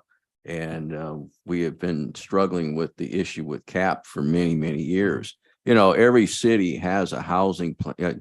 The state has mandated that every city have a housing plan, and that's kind of contingent on developers and people wanting to develop there. And they are not, the affordable housing is really not affordable. And when they do build stuff, it's usually targeted for singles, Right. very small families like couples. Right. And they're all along the transit corridor too, which kind of presents challenges for where we are. So I think we need to talk about how we can, I think, an initiative or something on this, on CAP and some of the other stuff needs to happen. I would be interested in actually having a more detailed analysis of this Peninsula thing that can be very focused on what the plan, where we are now and what the plan would be, you know, according to the superintendent and the administration. Happy to do that. And like a Friday report that we could see. Yeah, happy to do that. I think you're right on target, Trustee Griffin, in that we do need to look at Cappuccino as we're seeing a declining enrollment go from about 1,000 students, maybe even a little bit more, down to what might be projected. I don't have it right in front of me, but 700. Now, you can have a comprehensive high school with 700 students. The issue that we face, though, is that it will be much less in its elective offerings than its counterparts within our same district. And then that causes an equity issue. So you're right on target in that at 700, we're facing Cappuccino is facing some significant challenges, especially if we see its counterparts like Burlingame or Hillsdale or Aragon pretty much maintain their enrollment. San Mateo High pretty much maintain their enrollment. And then because of that, they have a much richer elective program. And we know that an elective program really supports student success. We want to see that. And so this is a challenge. So I hear Peninsula's educators at the podium tonight, and I would say Cappuccino could be right behind them saying very similar things based on declining enrollment. Can I make a comment? Yes. First, thank you, Trustee Griffin, for your comments. It was right on. Go ahead, Trustee Chavez. Oh, thank you. So I have a couple of comments to make. So thank you, Superintendent Booker, for your insight. Regarding interdistrict transfers, and you're talking about coming from another school district into CAP. So I don't like to talk about prior votes because that's I usually don't do that. But I'll mention that Trustee Jacobs and I earlier this year, we were the only two trustees that voted to accept an interdistrict transfer from another school district into Cappuccino. So are we now talking about maybe we will consider not to? I mean, we're not changing a vote. I'm saying, are we considering what you were saying, Superintendent Booker, of looking more favorable if we had other interdistrict transfer requests into Cappuccino, so that we could keep all the electives that we're currently offering? Yeah, I'm just offering oversimplified options. These are oversimplified. The idea of accepting interdistrict transfers would require, I think, much more conversation and much more thought and analysis. So please understand that what I just presented is extremely oversimplified, is like a choose your own adventure path here. Got it. Right? We could do this or this or this. Understood. From 60,000 feet to address the issue. Understood. Okay. And then my other comment that I want to make, sorry, you want to go ahead and say something? No, I was going to ask, how much do we spend per pupil? How much do we spend? We spend a little over $20,000 per pupil. Per year or per 4 years? Per year. Per year. Oh. So that's and how much 80,000. would we get? Should we admit other non-district students? We don't get anything other than the satisfaction of educating them and keeping the electives at Cappuccino, like Dr. Booker said. We don't get, and again, I don't want to go too deep into this rabbit's hole because this is a a much bigger conversation. We don't get additional funding because we're basic aid, and we're liable. There's liability in the possibility that it could cost us a lot of money with regard to any kind of specialized needs, whether that's special education, ELD, foster youth, free and reduced lunch, and the list goes on. So there is a trade-off there and that's what I mean by this is we would have to have a much more detailed and robust conversation and investigation around all of this. And so please take my comments as oversimplified opportunities or solutions to address some of our issues. Okay, thanks. Oversimplified. Go ahead. Okay, and I have a comment about I want to go back to Peninsula High School page 10, if that's okay. I was wondering if it's easier to understand for myself and for everyone else. I don't normally ask for changes to anyone's slide that they presented, because I think this is a fantastic slide deck. I was just wondering, it would help me to see, and so for example, the 2022 enrollment number of 194 for Peninsula High, and then that includes Bridge. And I don't know if it's 5 students, 20 students, 35 students. And then in 2023, the 146, that has zero Bridge students. So I can't compare apples to apples. I was wondering maybe the trend is pretty even between the 2 years. I wouldn't know, but. So a couple of things I would note on that. I think the key right now, at least from what we're looking at, is those 146 students that we're looking at and looking at what a schedule looks like for those students. And then monitoring whether those 146 students, is that 136 students? Is it 146 students, or is it 156? Really monitoring that. I know that the Student Services Department monitors that daily. So they're looking at that. I know that they're working with the principals at different sites to look at that. The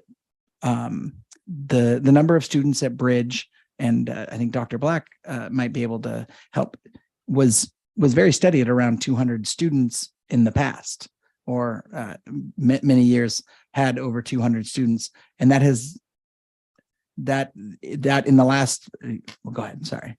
I don't think at Bridge by itself. Oh, not Bridge. Bridge and Peninsula.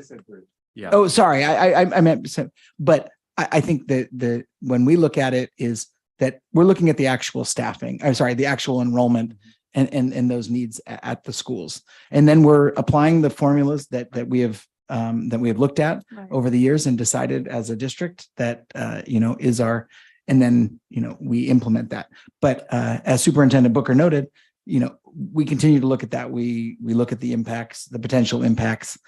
We look at that master scheduling. As Superintendent Booker said, doing master scheduling at a board meeting would not be overly successful. Absolutely. And I'm not suggesting that at all. I was just wondering if somebody were to put a row in there that said Peninsula High School, this was the row, like a row for 2019 through 2022, to say, here's how many students are included in these numbers that are from Bridge, because of the person looking at this, just like I sent you the email earlier this week. I mean, if you're going to analyze this spreadsheet, you would question why there's a 25% drop between last year and this year, but it's because last year the numbers included another set of students that are not included in this year, right? And what we're hearing, I think, and is that some more data sent to the board is. Yeah, I think we can do just that. I mean, I think we can by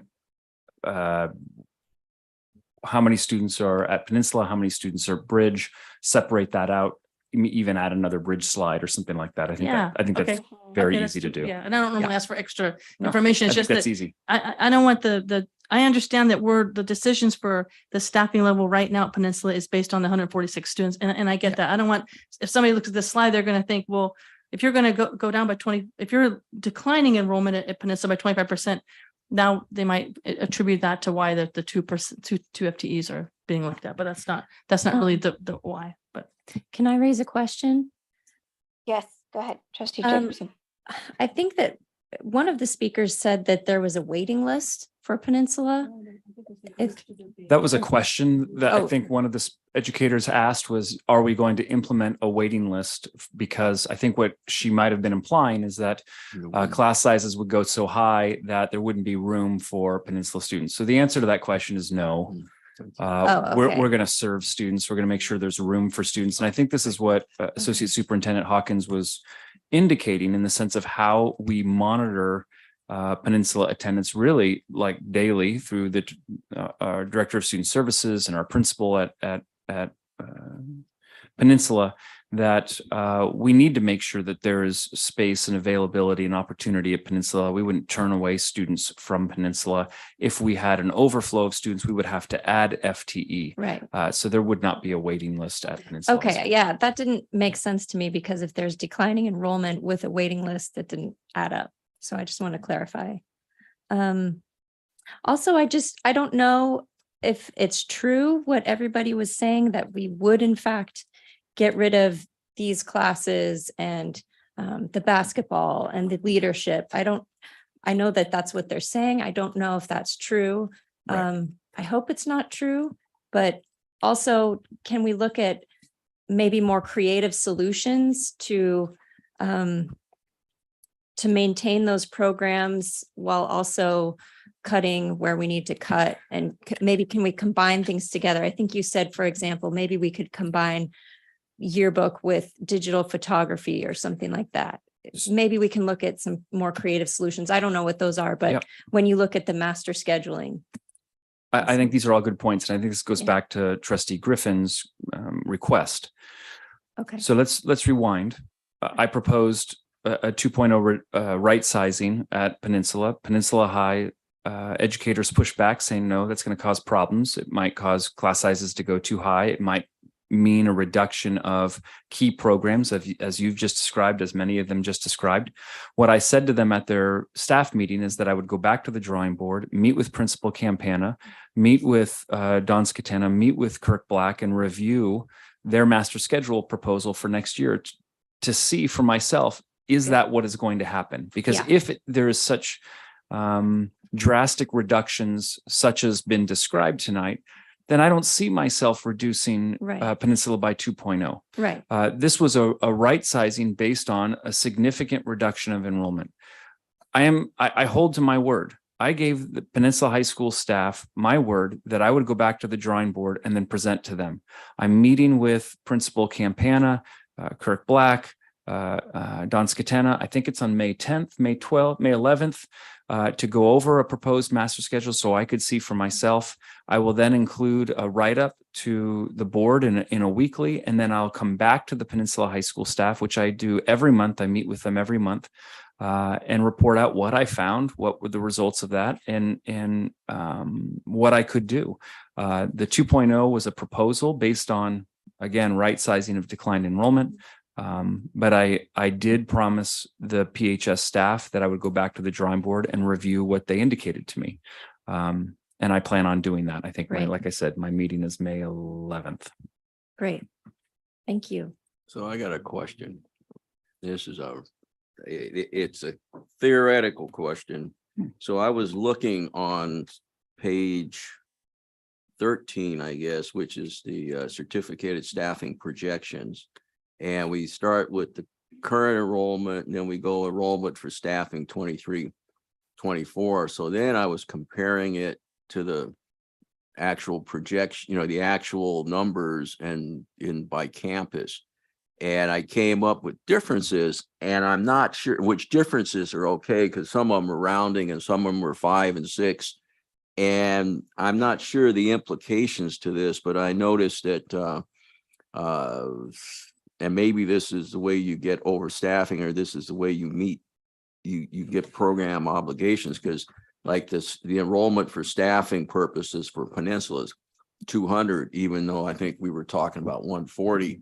But then, there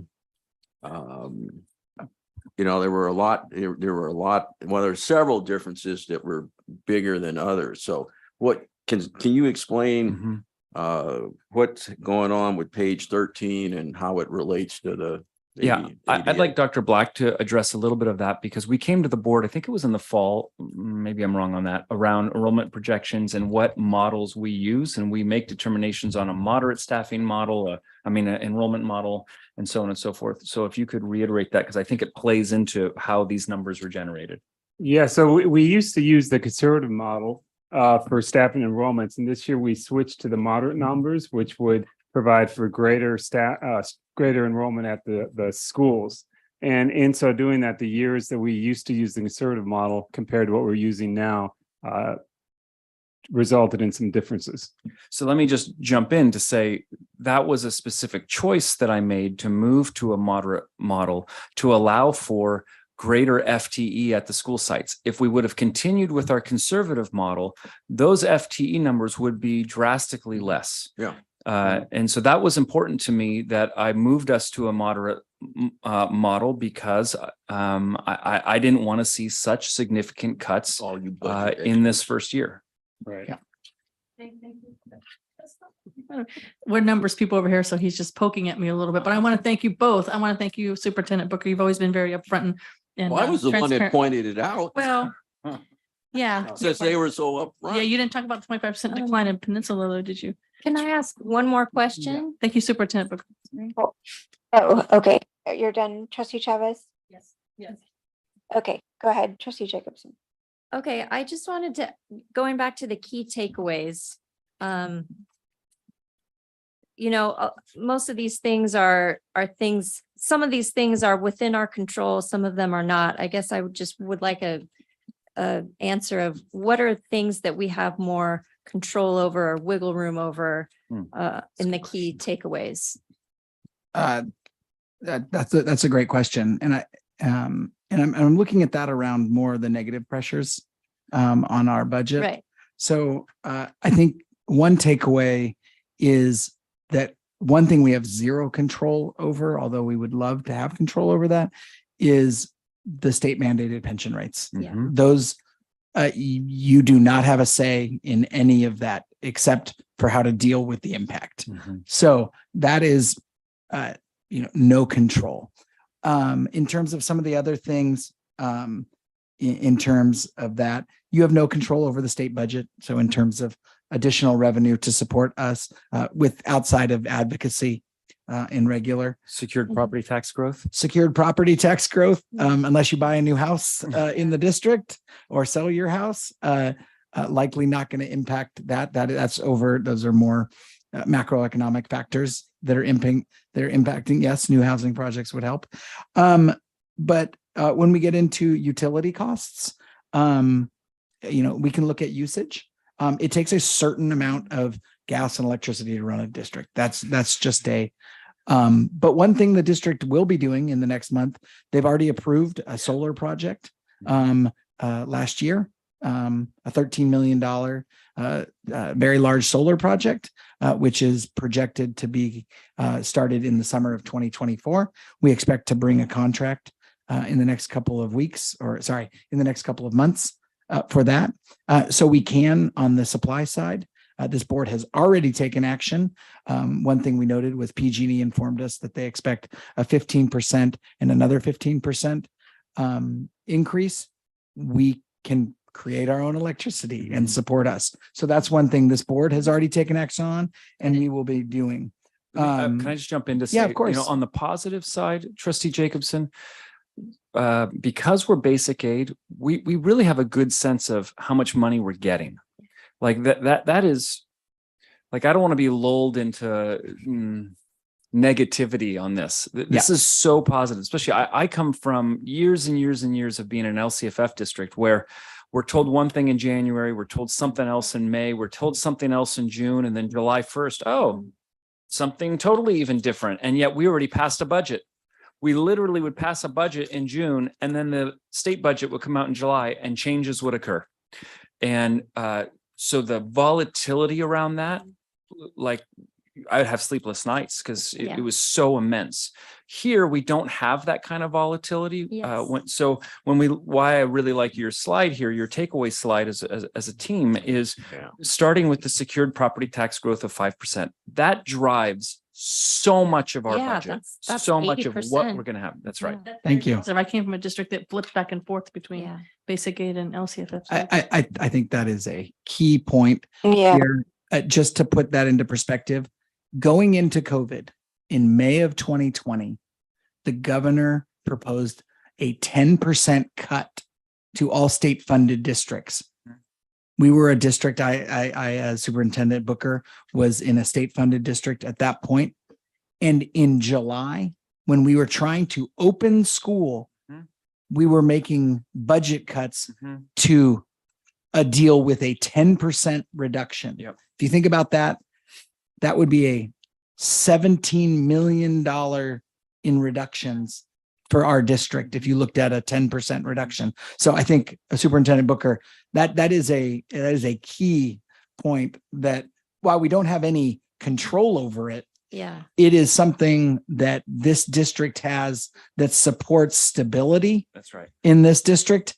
And it's something that's a heck of a lot more reliable than waiting to see if numbers have changed in the state budget from January to May, things that we can't even almost monitor. So thank you. I think that's a really great point. Okay.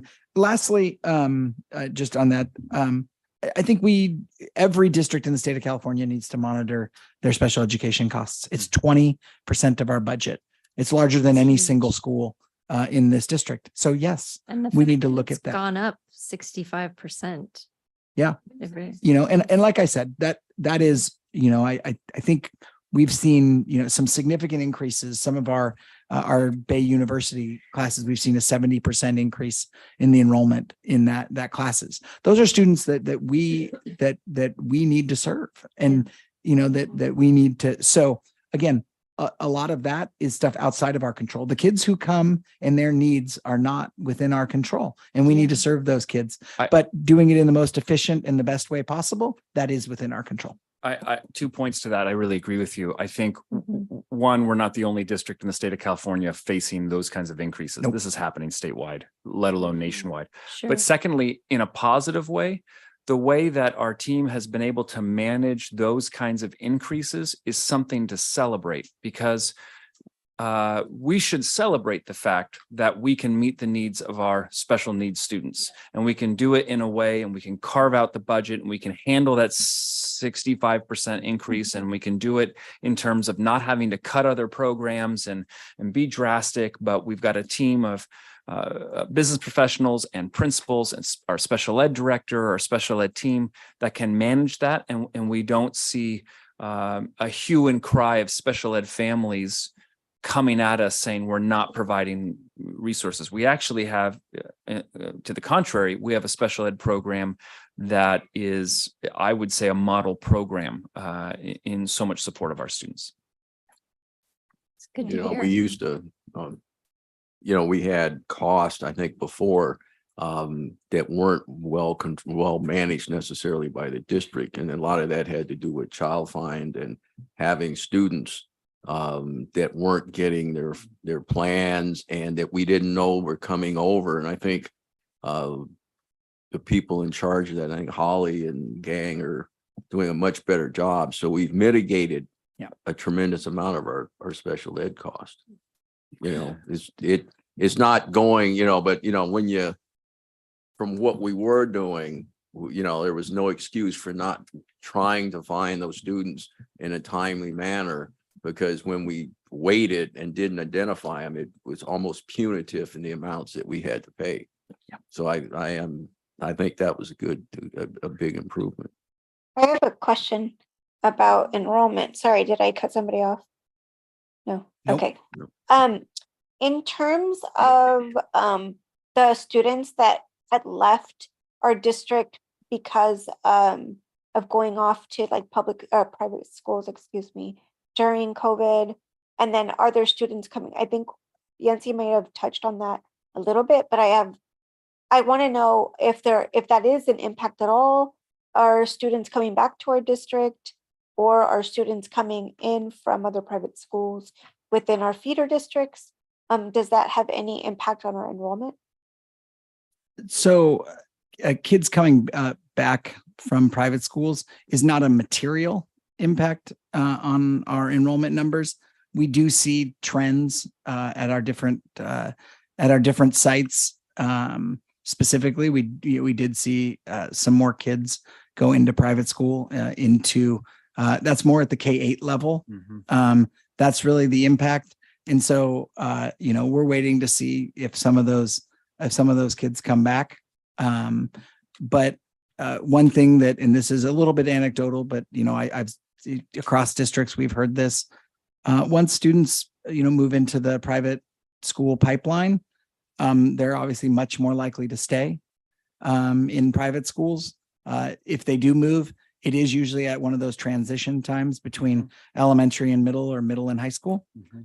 So we continue to monitor it. It hasn't been a material impact versus our projections. But yeah, it's something that Don Scatena's office is always looking at, is looking at that. But no, we're not seeing a material impact. I do know a lot of K-8 districts, to your point, though. I do know a lot of K-8 districts, especially in COVID, when some of the private schools were in session and some of the public schools were not, that they did see that, not as much at the high school level. Remote learning worked. Remote learning has its issues, but it worked a lot better for high school students than it did for a kindergarten student.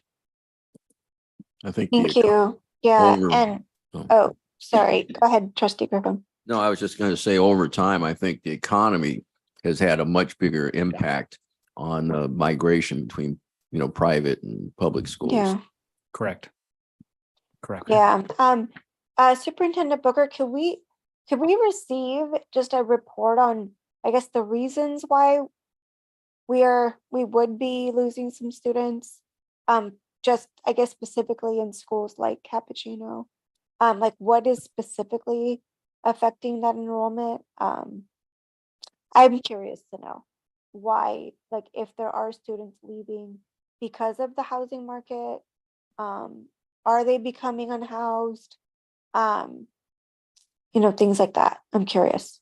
Yeah, I can ask Don Scatena, our Director of Student Services, to put together a brief report for the board as to, why we are experiencing declining enrollment, specifically at CAP, maybe even at Mills. We have this information from our demographer services, and we track it. So we can easily provide that. Thank you. Yeah, maybe there's something we can do in terms of advocacy. I know that, we have, an advocacy, we have some power through that, that maybe we can help in some way with the city councils, like I was saying. Are there any other questions? I think Superintendent Booker, if you can, I don't know, I think if there's anything else you wanted to mention.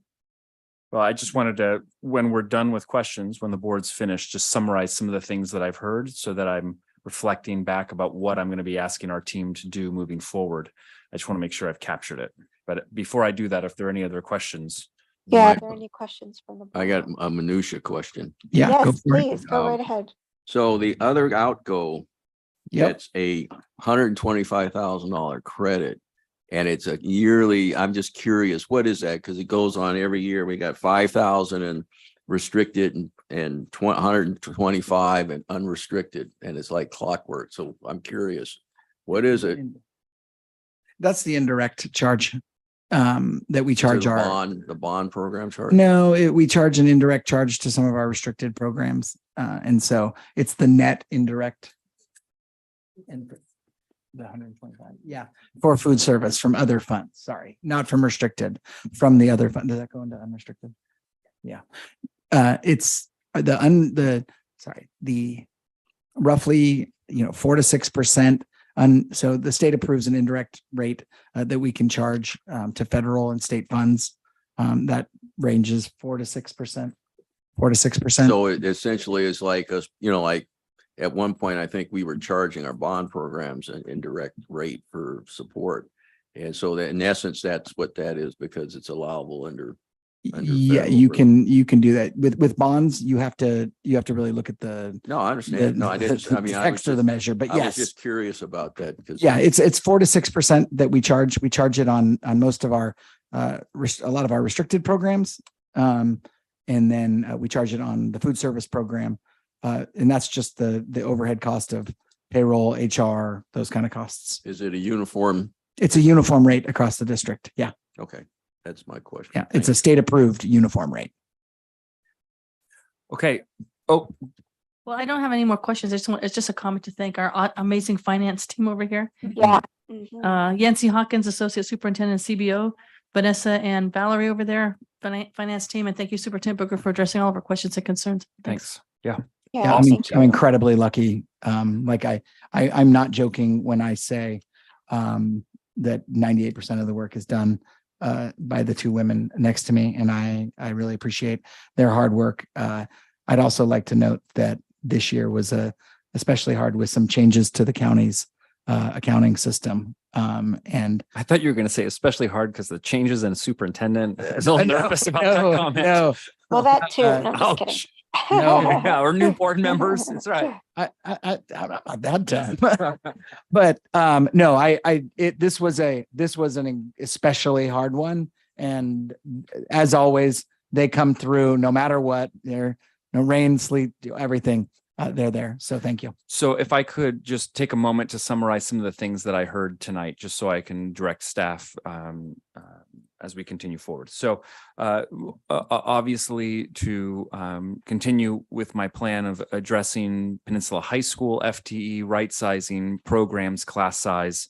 I heard loud and clear that we want to make sure we're addressing equity issues. So as I indicated earlier tonight, I have a timeline and a plan for addressing these issues. I'll be addressing them after my meeting May 11th, and then to the board through a weekly, back sitting down with Peninsula High School staff and sharing with them, and continuing to have a back and forth around ensuring that we're meeting the programmatic needs of Peninsula High School students, and at the same time ensuring that we're having appropriate staffing ratios. So that's one. Two, coming back and looking at our COVID step down plan and revisiting that and see where we can better address some of those needs moving forward.